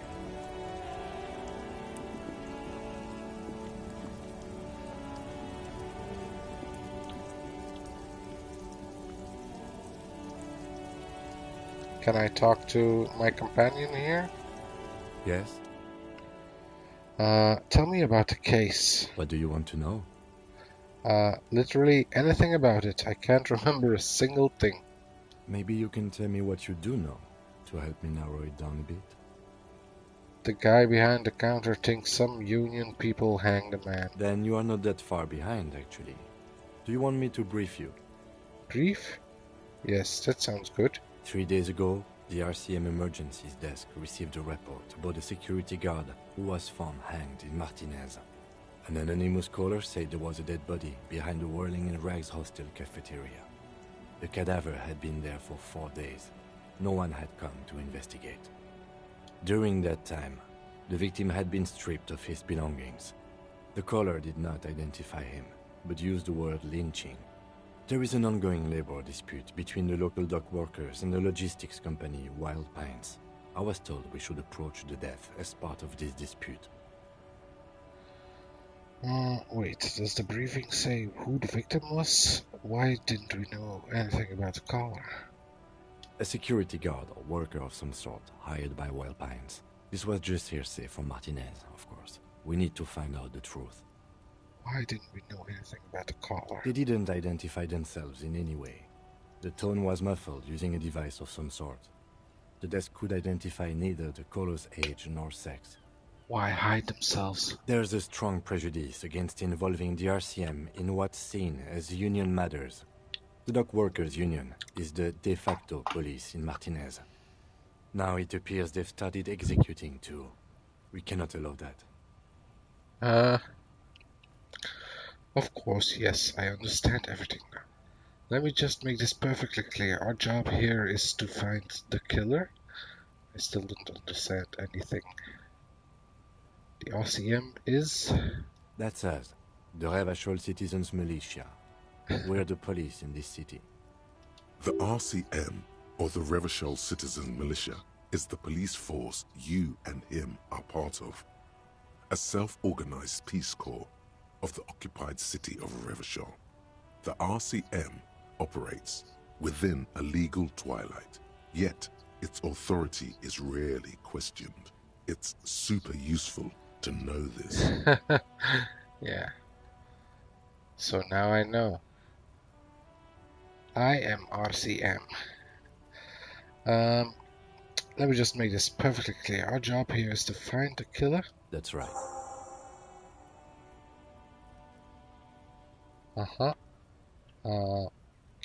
You mean like a brief? 3 days ago, during that time, the victim had been stripped of his belongings. The caller did not identify. Okay then. Was there anything else? You mean like a brief? 3 days ago, during that time, a security... They didn't identify. There's a strong prejudice against involving the RCM in what's seen as... Of course. Just to be clear, we are police officers. It's our job to find the killer. That's the case. Uncover and arrest the killer. Would you say this is a mysterious case? No, it's not a particularly mysterious case. The lieutenant considers your question a moment before answering. Why not? The deceased is a security guard for a corporation involved in a labor dispute. It doesn't take a DeLorean polymath to put the pieces together. I just don't see the case getting more mysterious than that. I was thinking something otherworldly might be involved, you know, something supernatural. White male in his 40s, what more do you need?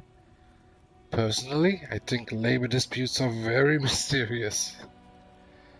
Okay, so the case probably isn't mysterious, but could it be sexy? There was some interest in this case at my station. but not for the reasons you have in mind. You seem to wish there was Cut this boring stuff off immediately. You know what this case is about. Maybe there's a young woman involved. Are you sure there's not some sex angle we could be considering? I guess that settles it then. Maybe there's a young woman involved. Yes, it just so happens there's a beautiful, blonde, 19-year-old woman at the heart of this case. A rich one, in fact. Part of a murder sex cult. The wary tone is the surest indicator that the lieutenant is being sarcastic. Wow, really? That's mega sexy. Doesn't have to be a cult, it can just be a sex murder. Doesn't have to be murder, it can just be sex. What the hell?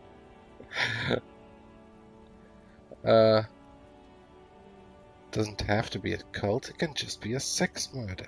That's commendable. Was there anything else? It can still be an otherworldly sex mystery in your head, with a dark twist even. He's basically challenging you to sex it up with some lurid twist. Don't get right into it. Sit on it a bit, then hit him with it.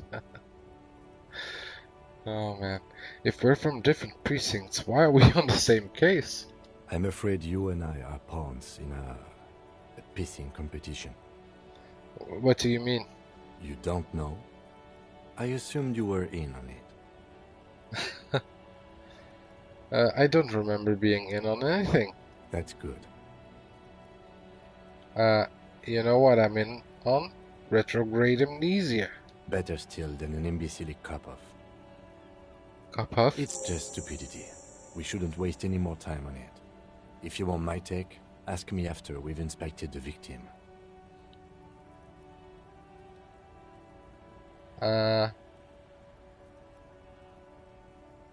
Just tell me now, this seems relevant. Later. Was there anything else you wanted to know about the case? His voice is unflinching. I have all I need. Good. What's this? Legendary. Convince Kim there is a sexy dark mystery twist in the case. I think you should know that I can't remember anything. I want to talk about you. You seem to be following me. Jeez, what are these dialogue options? I think you should know that I can't remember anything. No response. He just arches his brow. He's having trouble processing it, believing it even. I feel like I must repeat this. I don't remember. Oh Jesus, I'm dying. I don't remember anything. There was heavy drinking involved. Have you tried concentrating on something other than your personal affairs? There is a sudden, harsh edge to his voice, like he's tired of hearing about your personal affairs. So what should I concentrate on? But I'm completely lacking in basic information about even this organization we're in. Can you help me? I'm afraid this is a medical situation. Move on.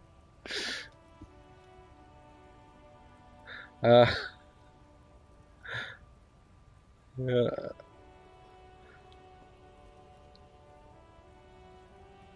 But I'm completely lacking. Fine. We should get through this day first. Off hours begin at 9 p.m. If you're still having trouble then, I can give you an orientation. So what should I concentrate on? Try work. The case at hand. It can work miracles. What's wrong with personal affairs? Not a fan. It's just the nature of lieutenancy. The RCM deploys a self-styled structure called the Decomptage as its chain of command. Every lieutenant is responsible for 2 sergeants and 8 officers. That means the average lieutenant has to deal with quite a few personal affairs. Even you know this. Okay. I'm afraid this is a medical situation. Can I read what I've said? Good. I can't remember anything. Have you tried concentrating on something other than your personal affairs? But I'm completely lacking in basic information. New task, end of day debrief. Fine. We should get through the day first. Okay.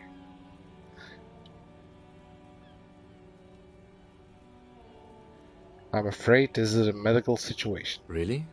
You look fine to me. The lieutenant gives you a look thorough as if performing triage. I'm talking serious, unbelievable damage here. I saw myself in a mirror, and I had no idea who I was. This psychodrama is unbecoming of an officer. Clearly, he prefers to think you're malingering. He cannot fathom that anyone could drink so much as to retroactively erase their entire life. Okay. It's not psychological. Some sort of major brain damage has occurred on an unprecedented scale. Then you should consider seeking medical attention. You can use the radio in my kinema to call your station's Lazareth.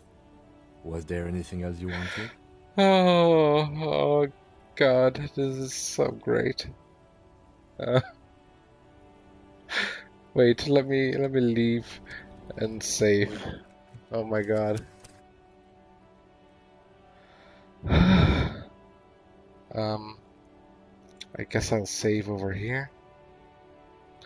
Do you really wish to reuse bits and replace the contents of the save game?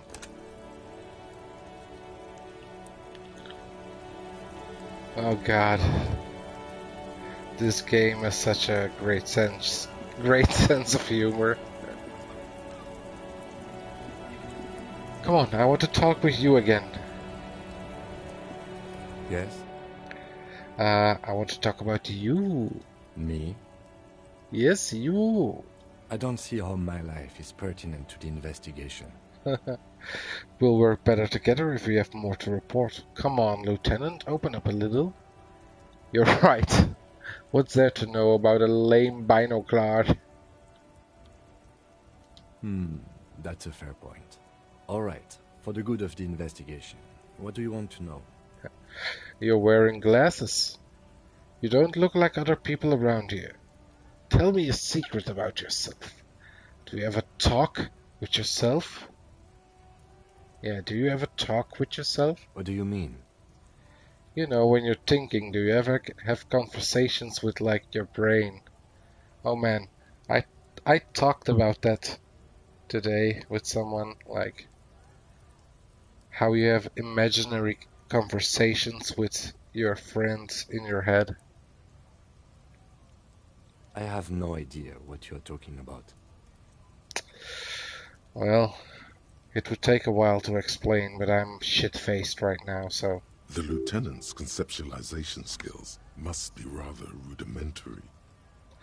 So how do you tap the side of your head? So you're saying your brain never just chimes in with advice or warnings or anything? I can't say that it does, no. When I need to think, I just use my notebook. The lieutenant produces his small blue notebook and idly thumbs through a few pages. We all have our different mediums.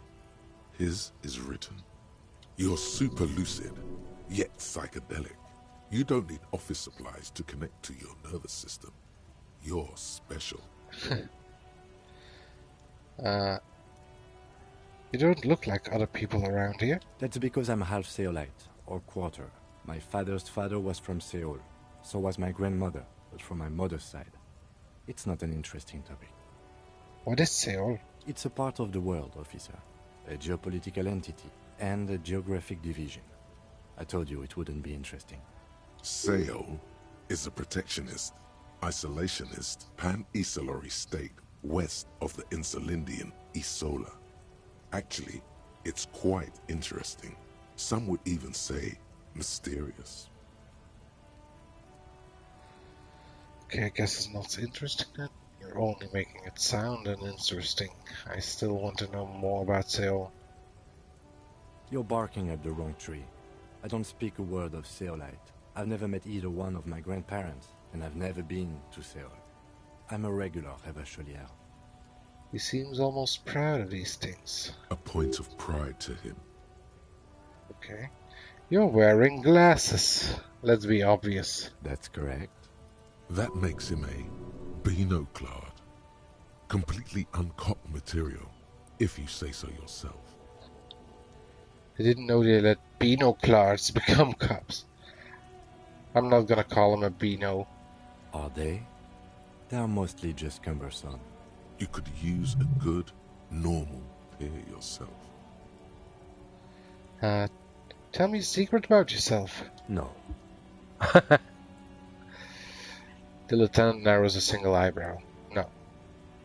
Ask again. Your brain sends the signal to your lips, but they refuse the order. Something is paralyzing them. You're pretty sure it has something to do with the lieutenant's eyebrow. What's happening to me? Something the matter, detective? What's going on? Legendary It's like failure. in his hands. Oh, give up. There's nothing you can do. The lieutenant relaxes his eyebrow, and you seem to regain control of yourself. What the hell is that all about? Legendary failure? Wait, let me see what just happened. Like, I asked again. First, my perception sight was a failure. And then, authority, legendary failure. That's all for now. Let's change the subject. You seem to be following me.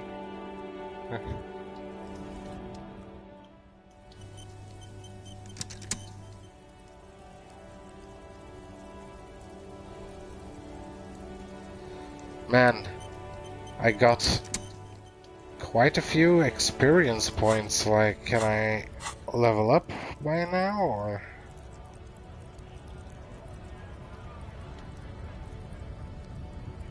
Can't.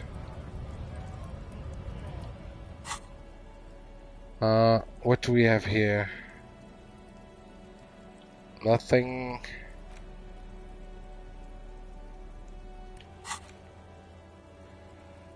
Pissing competition. Apparently there was a pissing match between Precinct 41 and Precinct 57. Ask Kim about this after the initial inspection of the dead body is done. End of day debrief with Kim. Kim can answer any lingering questions you may have about the case and the RCM. Join him on the Whirling to Rags balcony after 22 hours when you're calling it a day. Kim suggested you call the station Lazaroth in order to sort out your health issues. You can use this motor carriage to make the call, although you don't feel hopeful.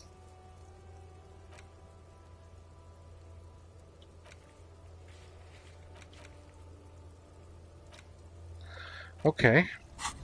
Still need to find my other shoe. Take magnesium.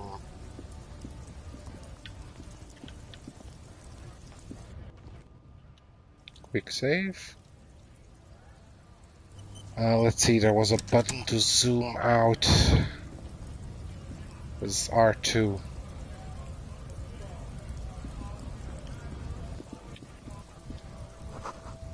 Fritte.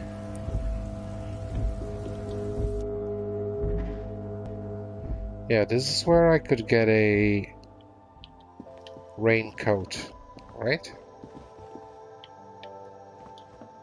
What's this? A melancholy pop song plays on the radio. Welcome to Frit. Feel free to look around or something. Everything is out on the shelves. She returns to a magazine. What's that magazine she's reading? Before we go on, what is this, Frit? What magazines are you reading? You mean this? She looks at the cover, posting a colorful photo of two girls kissing. This is Pop Stars. It's got, like, famous people in it. It's not for sale. Stupid famous people? I approve of this very futuristic tap on the girls kissing. I'm not even interested in the magazine. I don't know why I asked about it. I approve of this. She pops her raspberry-flavored bubblegum and nods. The lieutenant frowns at you before turning to the clerk with an apologetic half-smile. What is this, Frit? I don't know. Frit? Why is it written with 3 T's? And what is Frit? A 7 to 11 grocery store. Why is it written with 3 I T's? think they think that the extra T makes it funkier. It doesn't. She chews on her gum with disgust. The story goes that normal Fritta with 2 T's, a men's workwear shop in Vredefort, was already taken. So when Fritta Retail Inc. grew into a multinational corporation, they had to add an extra letter to avoid trademark infringement. Let's proceed. I have some questions for you. Okay. I'm not really supposed to be chatting to anyone, but... Can you tell me anything about the dead body? I don't really know anything. I mean, I know it's there, but I haven't seen it, so... Did you know the man who died? Not really. Does it mean you knew him a little? No. I didn't know him at all. How long has it been there? I don't know, really long. And what do you think happened? I don't know. Oh, you're very helpful. No need Thank to you. worry. It's just standard procedure for us to ask around. If you hear anything, let us know, okay? Okay. She scratches her nose. Uh-huh.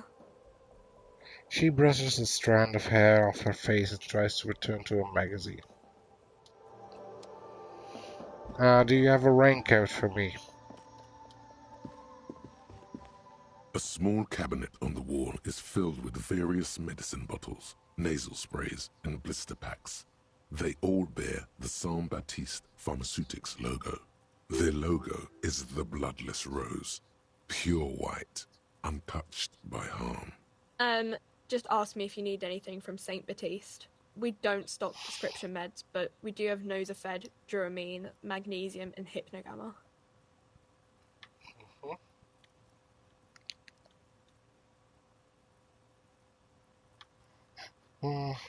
These are all locked, but what do those products do? I don't know. Let's see. Nosafed is a nasal spray. Duramine is a really good painkiller. Magnesium is a dietary supplement. Hypnogamma is...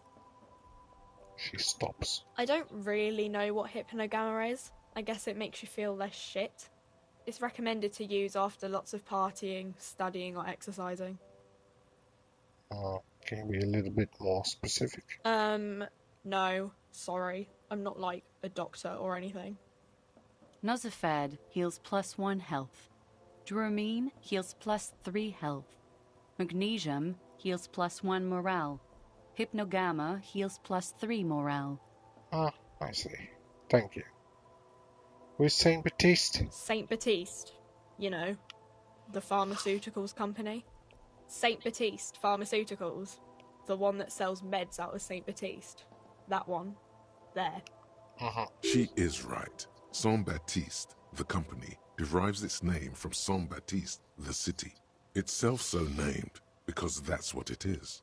A rare case where that really is the full etymological history. As far as almost anyone knows, at least. I see. Let's leave.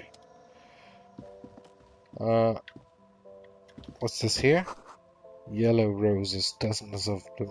Tulips too. I thought I could get a raincoat over here. Didn't he say so? The tear machine stands in the corner. A sign says, 1 bottle equals 10 cents. What is this machine? Oh, that's the tear machine. Yes, but what is it? It's a machine for tear. You know, you find tear outside, like bottles or whatever. and put it in the machine, and it gives you money. I see. And how do I pick up tear for the tear machine? You need a bag, I guess. We used to have some, but we gave them all out, so... Feel free to use it if you find a bag, though. I'm sure there are some out there. Somewhere. Huh. Okay. What's this? You see several packaged raincoats fill a low shelf beneath a display of croissants and juice bottles. The raincoats are transparent, except for the big Fritta slogan on the back. What's that? Point to the raincoat. What is what? Girl leans over. It's a raincoat. If you want to buy one, then it's only 4 real. She taps on the glass counter. The raincoats patiently wait purchase. 4 real. It's locked, so... Guess I don't have any money. Thought I picked up some money. Where can I see money?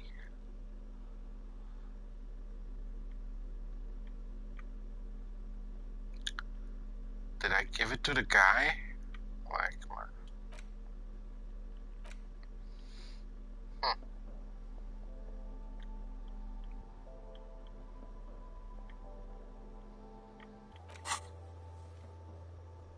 Yeah, I don't see my money.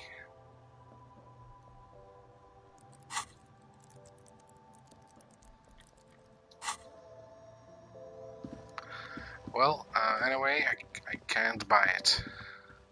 So, guess we're fucked. Let's go look at the body.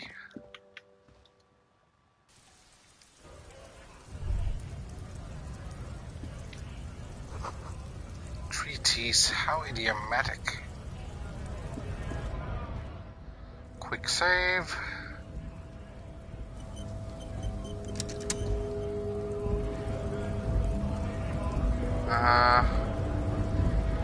Right to work. What's this? It says GRIH.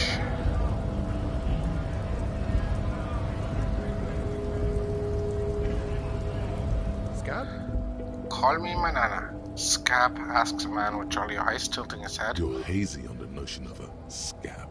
Smells like politics, though. Maybe it's got something to do with the flask he reaches for from time to time. What exactly is a scab? Yeah, I'm a scab. Poor and downtrodden. Wave your fist. Right to work. I'm not a scab, I'm a cop.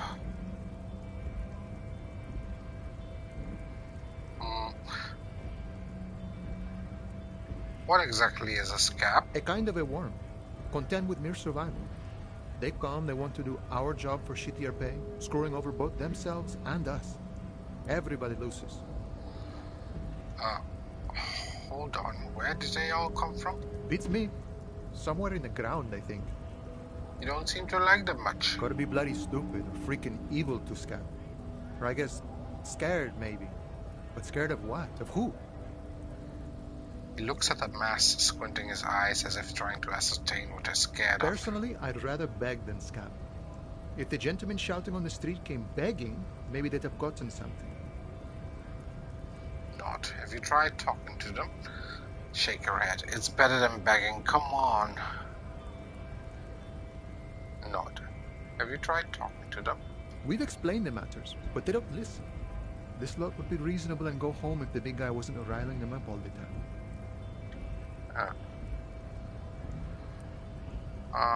I'm not a scab, I'm a cop. I was just messing with you. No one's ever seen a cop scab. Imagine, you cops going on a strike, but then another cop comes in and says, let us cop for less money. He chuckles, then realizes. Speaking of, what brings the RCM here? To the wild north?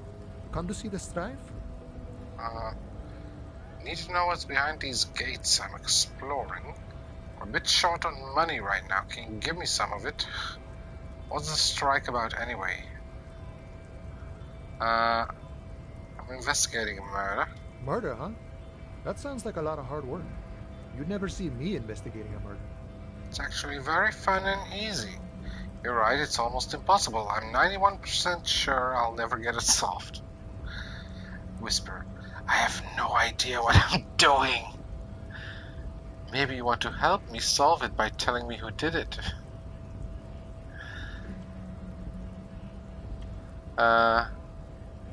Whisper, I have no idea what I'm doing. That's okay. I have no idea what I'm doing either. I don't even know what day it is. Don't tell me. It's a better day that way. I need to know what's behind these gates. I'm exploring. My friend, I respect the right to roam. The open range awaits. He gazes over the roundabout with a glint of longing. Does this mean you can let me through the gate? I don't operate in that capacity. I'm not a granter of passage. The passage grants itself. He takes a swig and points it up at the stairs with his flask. Passage grants itself. If it's all so simple, why don't the strikebreakers just go up the stairs? That's simple. I just walk in. Aye.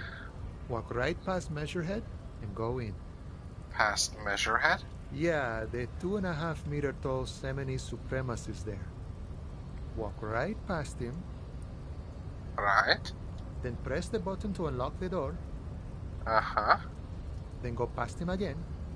Okay. And you enter the arbor through the office. Está.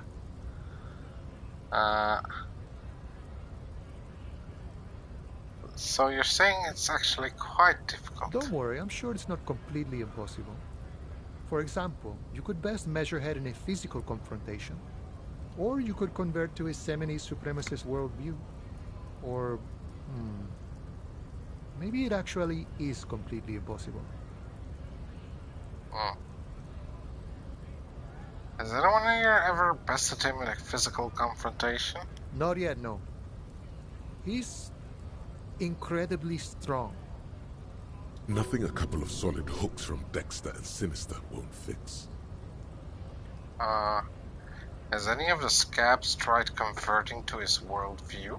Jean-Luc himself would say the philosophy has proven overly heroic for the scabs to convert to. Not enough intuition. Sure. What's the strike about anyway? You know, serious business. I'm sure the big boss will be glad to tell you. You'll have to ask him first. He's a chatty guy. Wants to talk about the strike too. Just can't break the command structure and tell you now. Hey, can you give me some money? Sure thing, my friend. I can help you out. Oh my god. Try it! The coin lands into your hand as if it has always belonged there. The swallow returns. Appreciate it. Always glad to help out the RCM. Shame I can't do more. Things are meager at the moment due to... He nods towards the protesters. You know, the winter's fat is slowly running out and all. Still better than scabbing, though.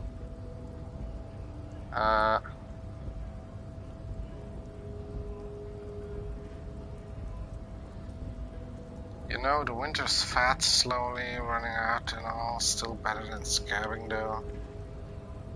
Union has problems getting by? Nothing to worry about, really. The jam's a bit of a mess. Cargo can't get in or out. The rationing is a bit stricter is all. Supplies should last the strike, though. Every little bit helps, you know. I'm always glad to help out when possible. Not like these slithering scabs. He looks at them in disbelief. Nice talk. Gotta get moving. Wow. I actually got some money. Maybe I could buy that raincoat, but just gave me one more endurance, I think.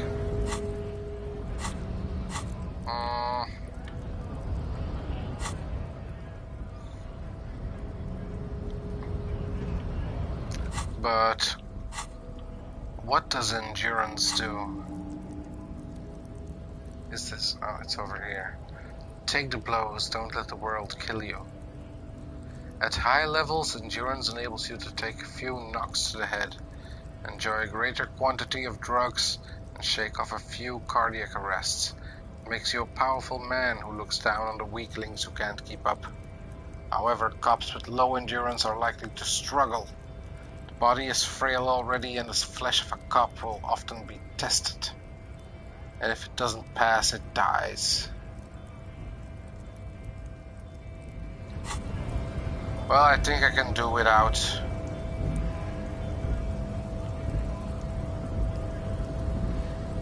Hola, Wandering Man.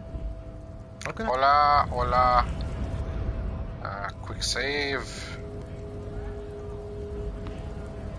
Talk with this guy over here. Yes? Oh, that's my guy. You seem to be following me. Excuse me? What if I want to work this case alone? Beat it, you're cramping my style. Nothing, just an observation. You have a distinctive way of walking.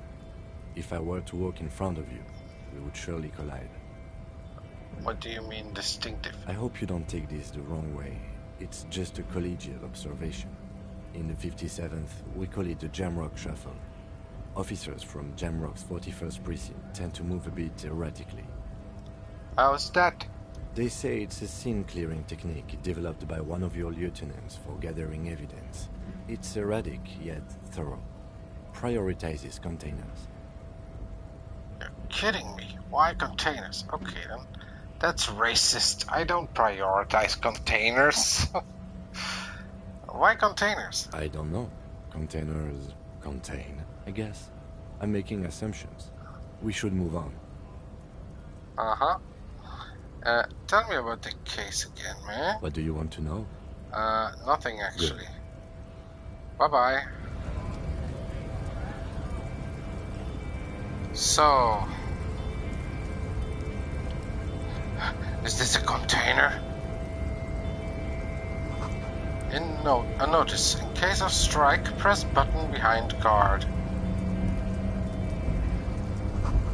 A hermetically sealed door locked by electronic means. There's no lockpicking or door kicking this one. Okay, so I have to move past that bridge, I guess.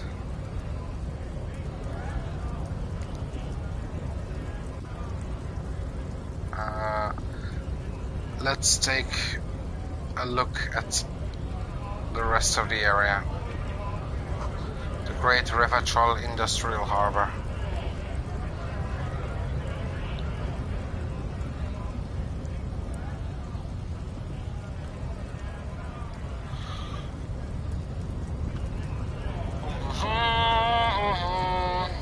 Who are you?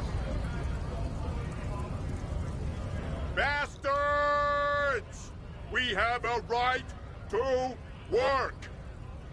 The man yells towards the harbor gates. His voice is the loudest of the lot, and oddly screechy for a man of his size. What's going on here? Looks like too much trouble for my taste. Hold up and stay frosty, everyone. Cops are here. The broad-shouldered alpha male turns to you. He's a full head taller than everybody else here. You here to fuck with us? Beat the honest worker down. Why should I? We're here to fight for a cause. Stripes usually have problems with people who have causes. Oh, then yes.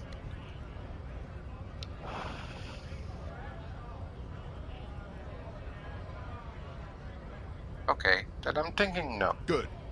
We're fighting for a cause here. Right to work! Right to work! Besides, we're not that different. It helps if people see us talking, cops and strikebreakers together. Shows authorities are on our side. Builds confidence. I don't think I've chosen any sides yet. What kind of cause are we talking about? Rights of people. Rights of workers. To have gainful employment. To make a salary. and feed their families. His manner of speaking is wooden, the tone of voice bland and uninspired, almost as if compiling replies from a set of learned phrases. I don't think I've chosen any sides Might be yet. time. Don't let the fat bastards tread on you. Cops tend to side with the higher-ups, but you're essentially still workers. I don't trust cops, but I can see you understand the right to work! Right to work! Regardless, I have some questions for you. Maybe you should ask them the questions, like why we're not allowed to make a living here. Shame on you! We have families to feed, you piece of shit. He points his finger at the man sitting on the railing. So do we, Scott. The loitering man hollers in return. I want to get into the harbor too. What is a strike? Who are all these strike breakers? Look around. What exactly is your goal here? What is a strike? When a bunch of ungrateful, lazy cockroaches can't get their act together, decide to block honest work for other people. He shifts uncomfortably in his worker's overalls. What do the strikers want? Beats me. They mumble nonsense about boardrooms and workers' rights, while we have the right to work! When the man moves around, you perceive some serious abs underneath his tight-fitting shirt. This man is in shape. How come you're built like a brick shit house, but the other scabs are so scrawny? I work hard, and I would work even harder if the fuckers would let us work! I want to get into the harbor too. Have fun. Union shits are on full strike. Don't think they're going to let you through the gates. I'm trying to meet their fat boss. I'm interviewing people about a murder that took place here, behind the hostel cafeteria here. This is an official matter not to be discussed with outsiders. I know nothing about a murder. His reply is snappy and terse. Wouldn't put it past these harbor bugs. They'd do anything to stay alive. Right to work! It's shameful. Cops doing nothing. You should bring backup. Open up the gates for us. Blockading gainful employment for workers is a crime. I don't know. This really isn't my area of expertise. We are not picking a side in this just yet, sir. Pity. Let us work! Who are all these strike breakers? Honest men and women with rights to work, to be useful, not toys for corporate interests. The man runs a hand through his steadily graying military haircut. We came here to help the harbor run smoothly in time of crisis. If union fucks don't want work, they ought to let in those who do want work. I have a question. Why do all these men follow your leadership? You think they follow because I'm big and loud? No. They follow the rules of the market, the rules of the economy, because they were given a job to do! You've been talking to him for quite a while now.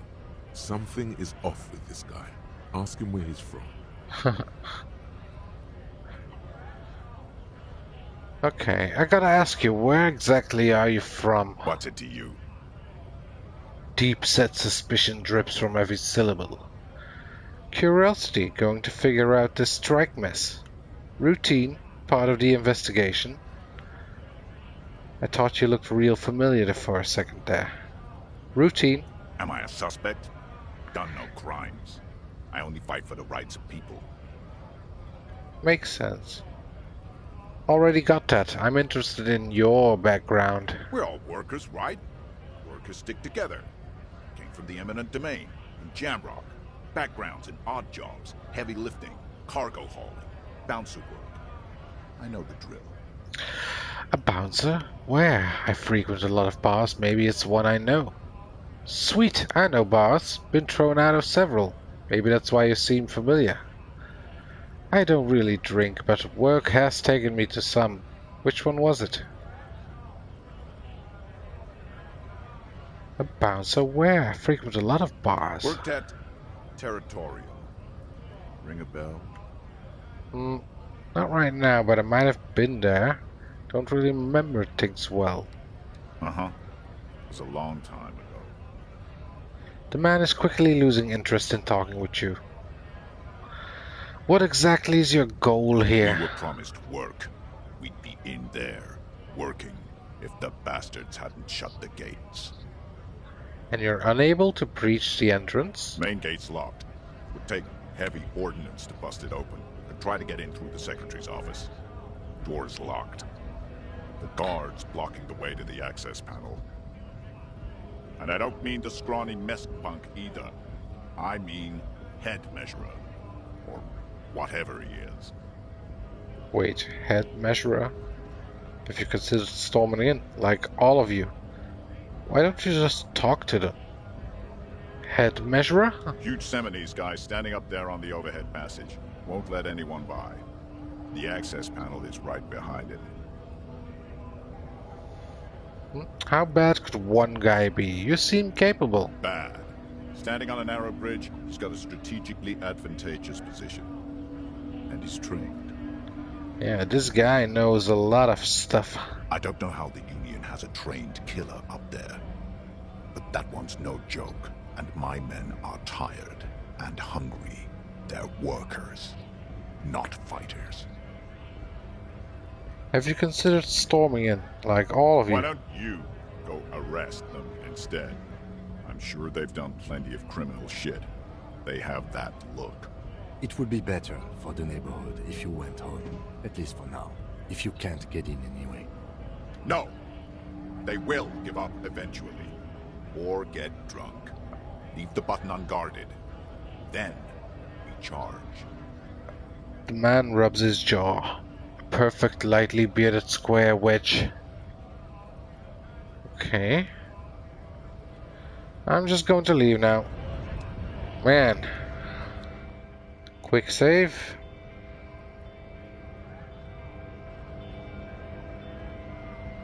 What do we have here?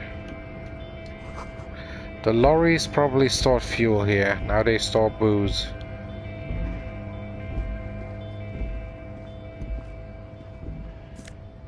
Take all.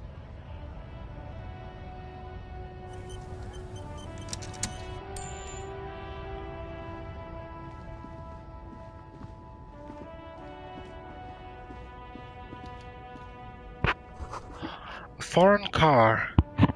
Kept in good condition.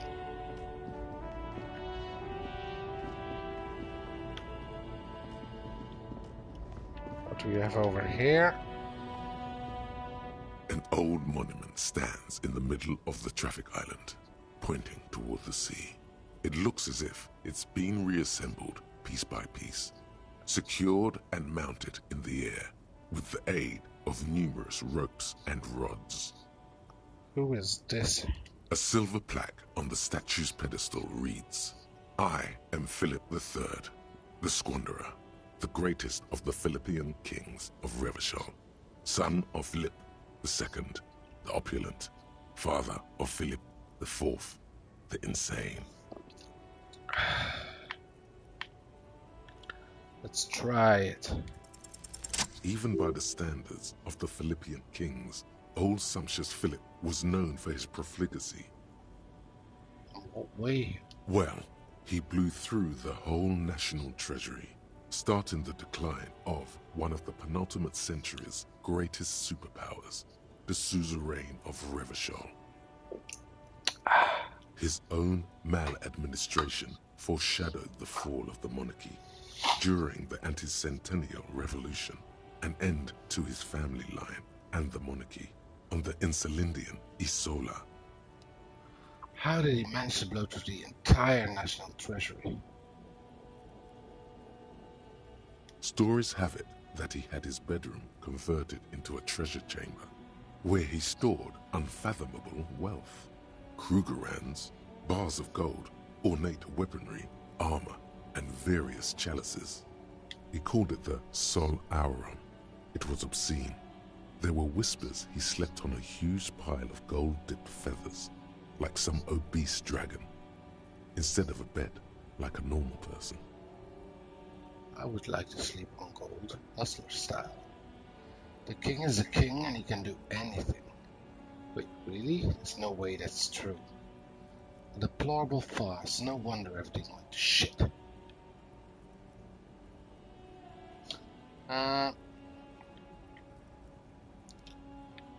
What did they say? He had his bedroom converted into a treasure chamber. He slept on a pile of gold-tipped feathers. The king is the king and he can do anything. But wait, you haven't even heard about his fabled cocaine addiction. The what now?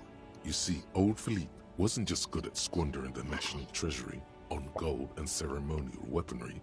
He was also a prodigious snorter of nose candy. Not just any nose candy, though. We're talking Royal Philippian Blow, allegedly twice as potent as the stuff you find nowadays, and purple. Philippian cocaine was purple. Okay, what is this? What is nose candy? This is a lot to process. So he was addicted to nose candy, a bloated druggie? This is a lot to process. His Majesty's courtiers said it helped him connect with the higher realms. Okay, what is nose candy? Cocaine. So he was addicted. That's what the revolutionaries said 150 years later. Right before they emptied out the royal mausoleum and dumped His Majesty's mortal remains in the Insulindian Bay. Beneath the cold waters of the Insulindian Bay, thrown there by the revolutionaries after they cleaned out the royal mausoleum. A group of marble pleurons still surround the king's vandalized tomb. A deathly cold wind sweeps up candy wrappers and old newspapers. What happened to the statue? The original was blown apart by communards, then further damaged during the landing of the coalition's airships during the turn-of-the-century revolution, when Martinez was leveled. Most historians think the coalition's hasty landing may have ultimately saved the statue. If the communards had more time, they would have reduced it up to even finer pieces. Who restored the monument? Some years ago, a group of liberal, artistically inclined individuals, designers mostly, thought it would be ironic to restore the statue of the most wasteful ruler of Revachol in the poorest part of the city. The statue is supposed to capture the moment it was blown apart, like an instant frozen in time, a rare butterfly trapped in amber, floating on a sea of shit. That's brilliant, so funny and nihilistic. That's such a bad idea. I really don't get art. Neither do people in Martinez. The statue has proved to be controversial in a neighborhood mostly populated by the left-leaning working class. Philip III, the squanderer, however, with his bronze face up in the air, doesn't seem concerned about what the hoi polloi think of him in death. Not that he ever did in life either. Wow. Bold slogan, Humanox covers the drugs.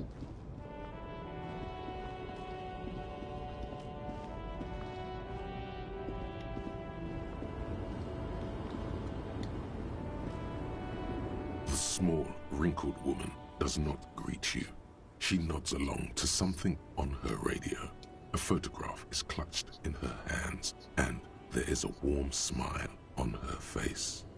The photo, an ambrotype from the turn of the century, as golden as her smile. Excuse me, man. I'd like to ask you some questions. No response. Wherever this woman is, your words fail to reach her. Snap your fingers in front of her face. Wait. The lieutenant stops you before you can snap. She's just a distracted old woman. Better to leave her alone. Why? Why? I just told you why. If you say so. If you say so, Kim, if that even is your real name. I'm gonna take this money though. Let's see, what do we have over there?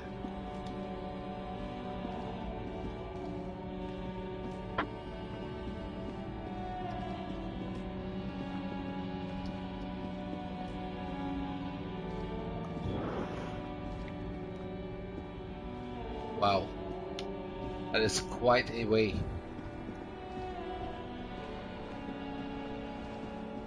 Oh, it's a person. I am a gander and a hunter and a gatherer. Feel like a traveler. The man mutters to himself, accenting the beats as he goes. A simple little cadence. He seems to be making it up as he goes. Keep listening. From another planet. Hey there. He finishes and turns to you. What's going What's on the jam, here? my man? He motions towards the sprawl of lorries with a sweeping gesture.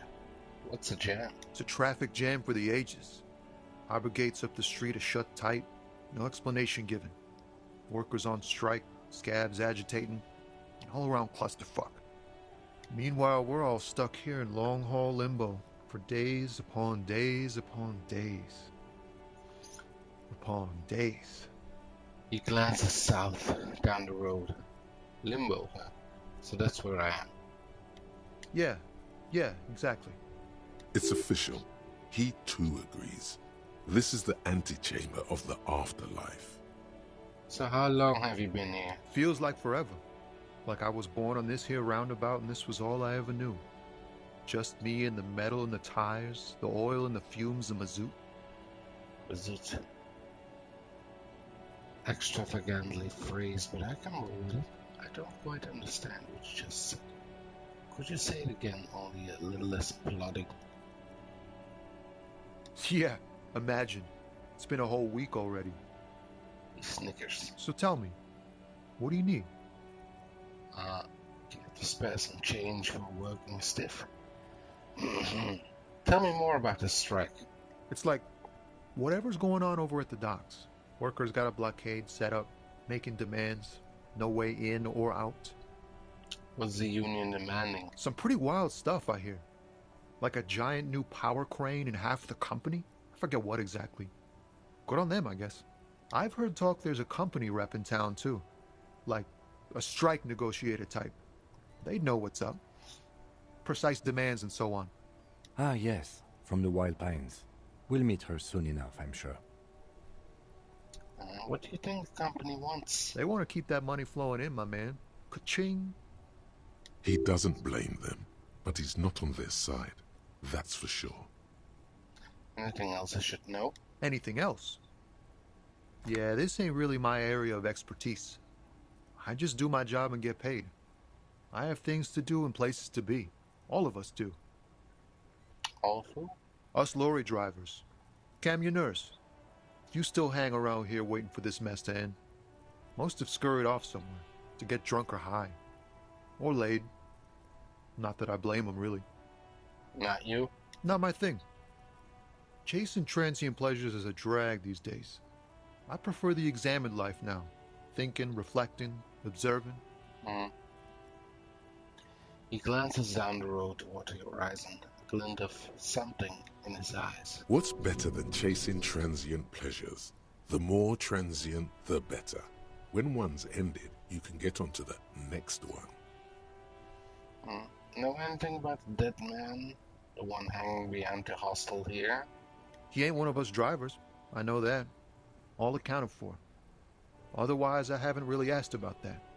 Been wasting time right here. Keep him busy. It's easy to see he's telling the truth. He's kept his nose out of the dark stuff. Busy with what? Analyzing the fundamental structural and psychological conditions of being stranded in the midst of a sea of motor lorries. and their sad, despondent chauffeurs. And your conclusion? A sense of surprise there ain't more bodies hanging from more trees. What are you hauling anyway? Oh, high-grade narcotics, illegal firearms, stuff like that. Relax. He's merely joking. You're under arrest. Wait. I've always wanted a friend in the underworld. Wicket, I've always wanted a friend in the underworld. Ha! No, I'm joking, my man. Found runs a nice, clean business. This haul of cargo is mostly sporting goods. You know, tracksuits and that kind of thing. They usually get shipped to Grodd in the Occident. Though we've been making headway in the Il-Moran market lately.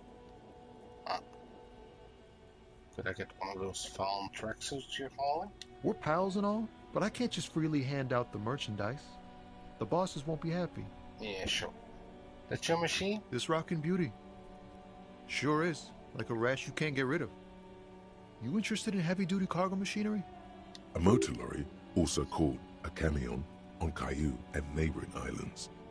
This one looks roughed up enough to be some sort of found rust bucket.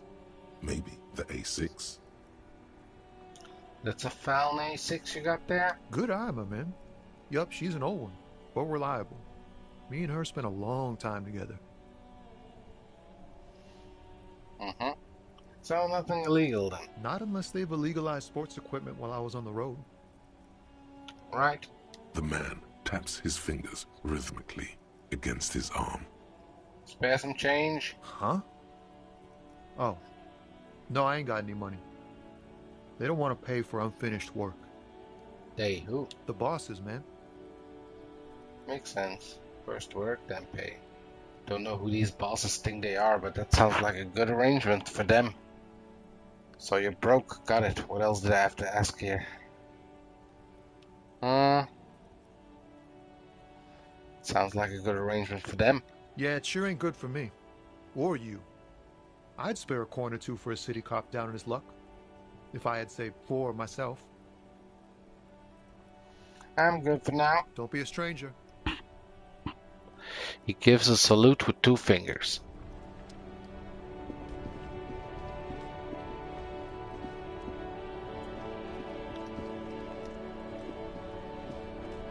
Before you stands a motor carriage. The bodywork is covered in blue and white livery, bearing the number 57. Vapor emanates from the large engine on the back of the vehicle. It hasn't had time to cool off yet. This must be the infernal machine that tore you from oblivion. The Caprice Kinema motor carriage. What?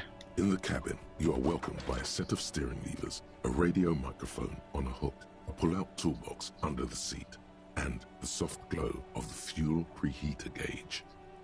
What the hell? Okay, so pick up the radio, pull out the pull-out toolbox, run your fingers over one of the steering levers, tap on the fuel preheater gauge.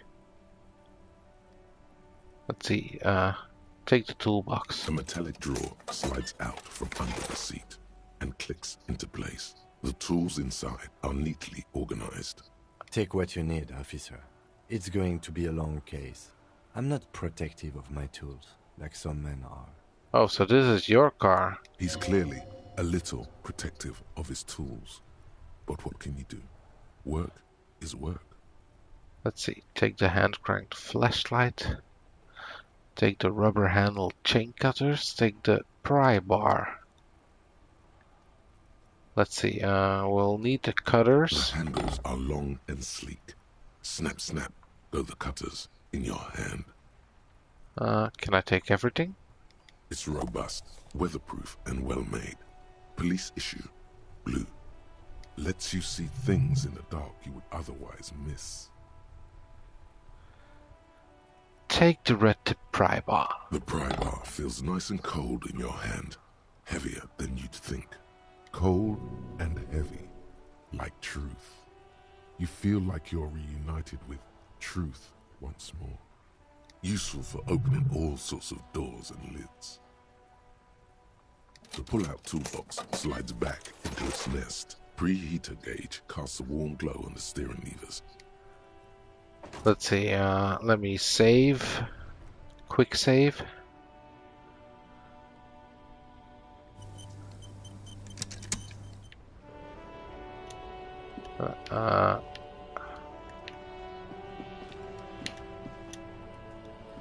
There we go. Inside, you see a set of steering levers, a radio microphone, a pull-out Let's the soft pick up the radio. frequency tableau lights up, and the green button labeled Prime Line glows like a feline eye. And then you hear something. The soft purr of electrical kittens. Radio waves cast far and wide over the metropolis. A woman's voice greets you through the static. This is Precinct 57. Hello, Lieutenant. How may I assist you? Hello, Alice. Please assist our colleague from the 41st Precinct here. I'm putting him on. Come in, dispatch. Come in, dispatch. Come in, Delta 10. This is Firewalker. Copy.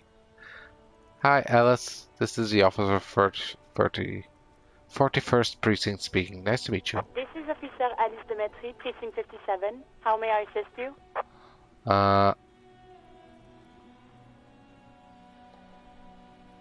Need you to connect me to civilian Sylvie. First, could you connect me to the 31st? Just a second, officer. She puts you on hold and static crackling softly like a bonfire. After a while you hear an old man greet you from the radio. His rattly voice is oddly familiar. 10-2, 10-5.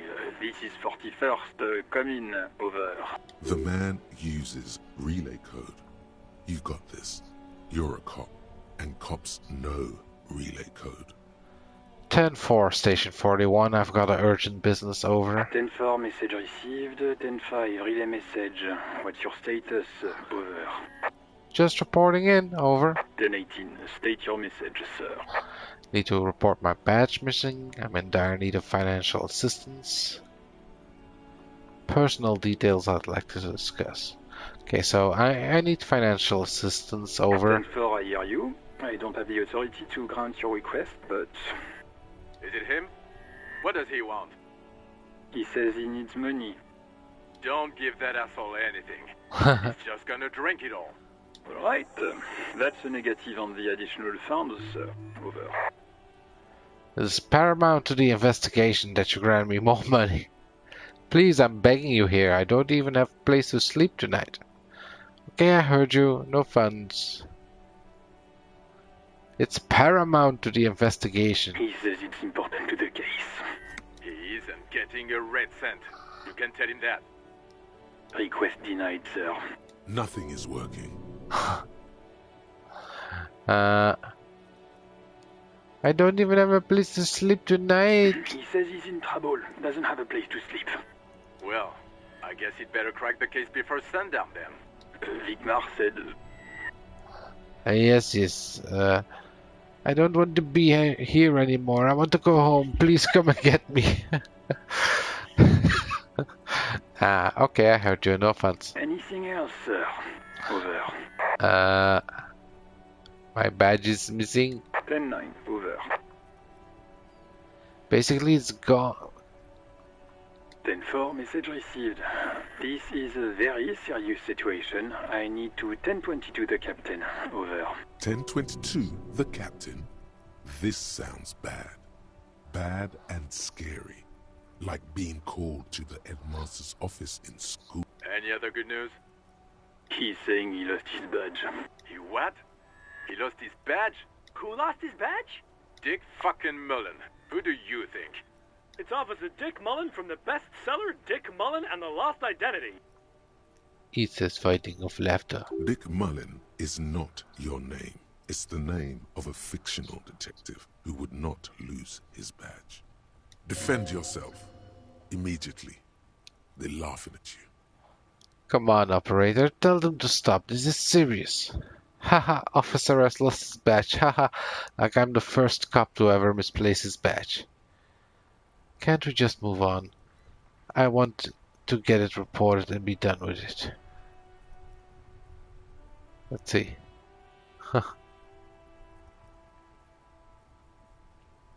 Haha, officer. He says this has probably happened to other policemen before him and laughs sarcastically. Oh, goddamn it. Is he fucking kidding? The whole station's gonna be dicked for this.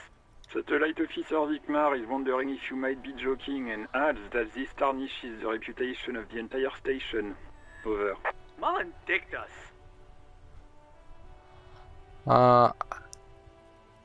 Come on, operator. Tell them to stop. He's asking you to stop. Says this is serious. Of course it's serious. He lost his fucking badge. Satellite Officer Vikmar concurs. Losing your badge is serious. Over. Can't we just move on? I want to get it reported and be done with it. 10-4, I hear you, officer. I'm just going to make a note here that you are in pursuit of your misplaced badge. Over. Fuck me. Mac, come here. You've got to hear this. Dick Mullen lost his badge.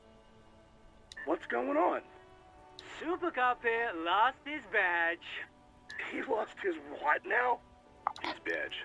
He lost his goddamn fucking badge. Could you all please just stop saying lost his badge for a moment? Enough of this now. I have other things to discuss. Could you all please just stop saying? He asks you to please stop saying he lost his badge. Why? Did he find it? The room at the other end of the line erupts in volcanic laughter. Sergeant Person was wondering if you found your badge yet. Over. You don't have a comeback. Sorry. It's hard to think like this. Say nothing. He's not replying. Looks like he's still looking for it. You can hear laughter in the background. Enough of this now. I have other things to discuss. 10-9, come again. I didn't get that. Over. The animated conversation in the back is making it difficult for him to hear you. Heights even for Captain Sober. Ask him. Ask him if he's lost his gun, too. The room roars with laughter. Sergeant Person wants to know if you lost your gun too. Over. Check your pockets. Check your... Holy fuck. You don't know where it is, do you? Oh god, it's not here. I don't have my gun. I don't have my gun. No, it's gone. It's not fucking on you. 10-9, come in, officer. Did you get my question? We were wondering about your gun. Over. Convince them that you didn't lose your gun. Say nothing. This is a red check. It cannot be retried. Oh.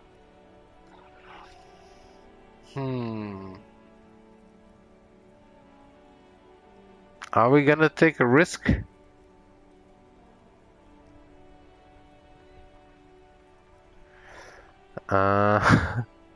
It's gone. It's not fucking on you.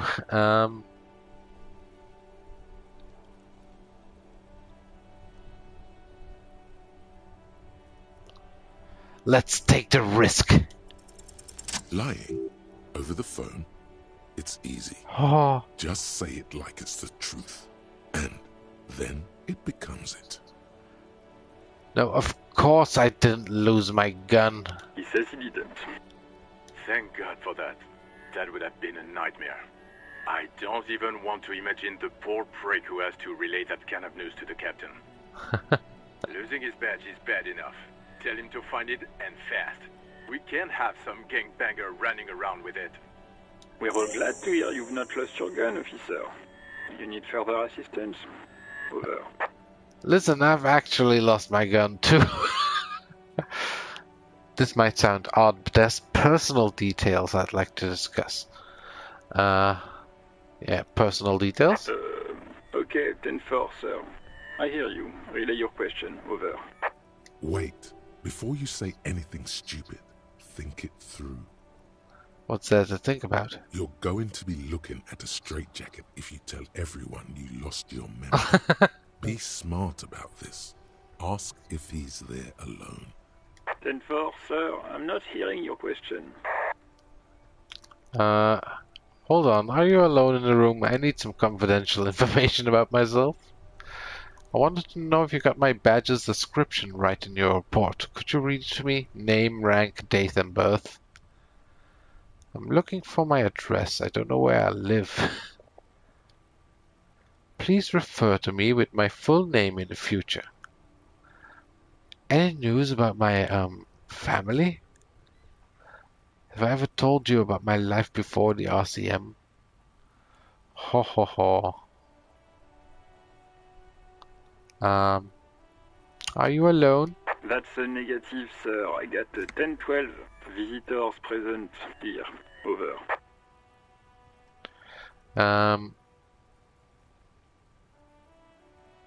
Any news about my family? 10. Excuse me, sir. Over.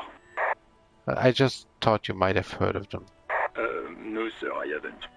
You're not really keen on mentioning your home life, so I've always assumed things weren't that good on that front. Over. Have I ever told you about my life before the RCM? 10-4. Well, that's, Does he actually want something, or is he hell-bent on disrupting our work? He asked if he ever told me about his days before joining the RCN.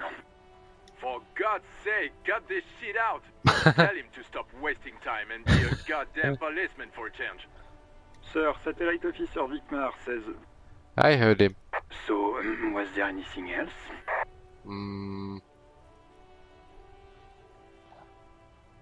Yeah, I guess I need to know. Well, if I find a badge, it's obviously gonna be mine.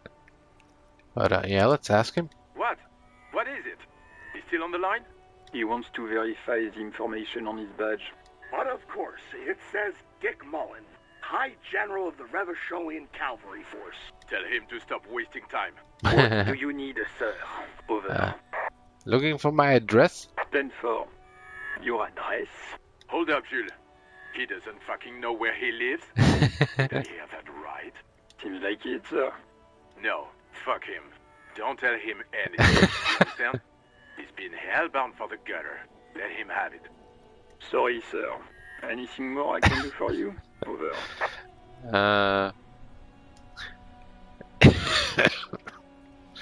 Jesus.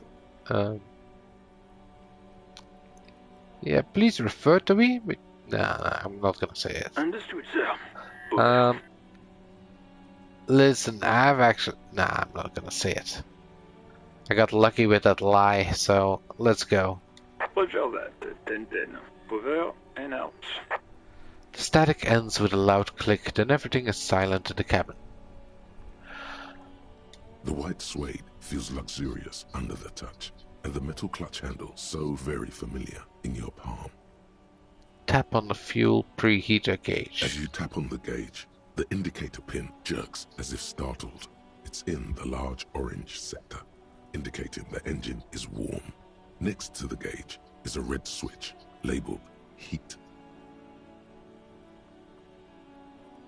Heat. There's no use pressing the heat button. It won't start without the ignition key. Translation. We're not going anywhere right now. Alternative translation. Don't even think you can drive my MC. Alright. Wow. Autosave. I still haven't found that body.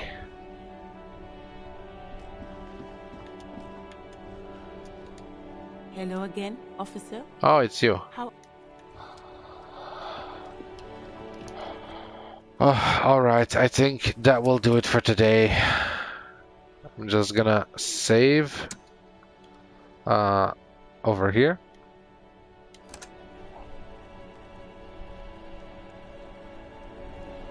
I'm also gonna do a quick save, and then I will thank you so much for watching and hope to see you in the next one. Bye bye.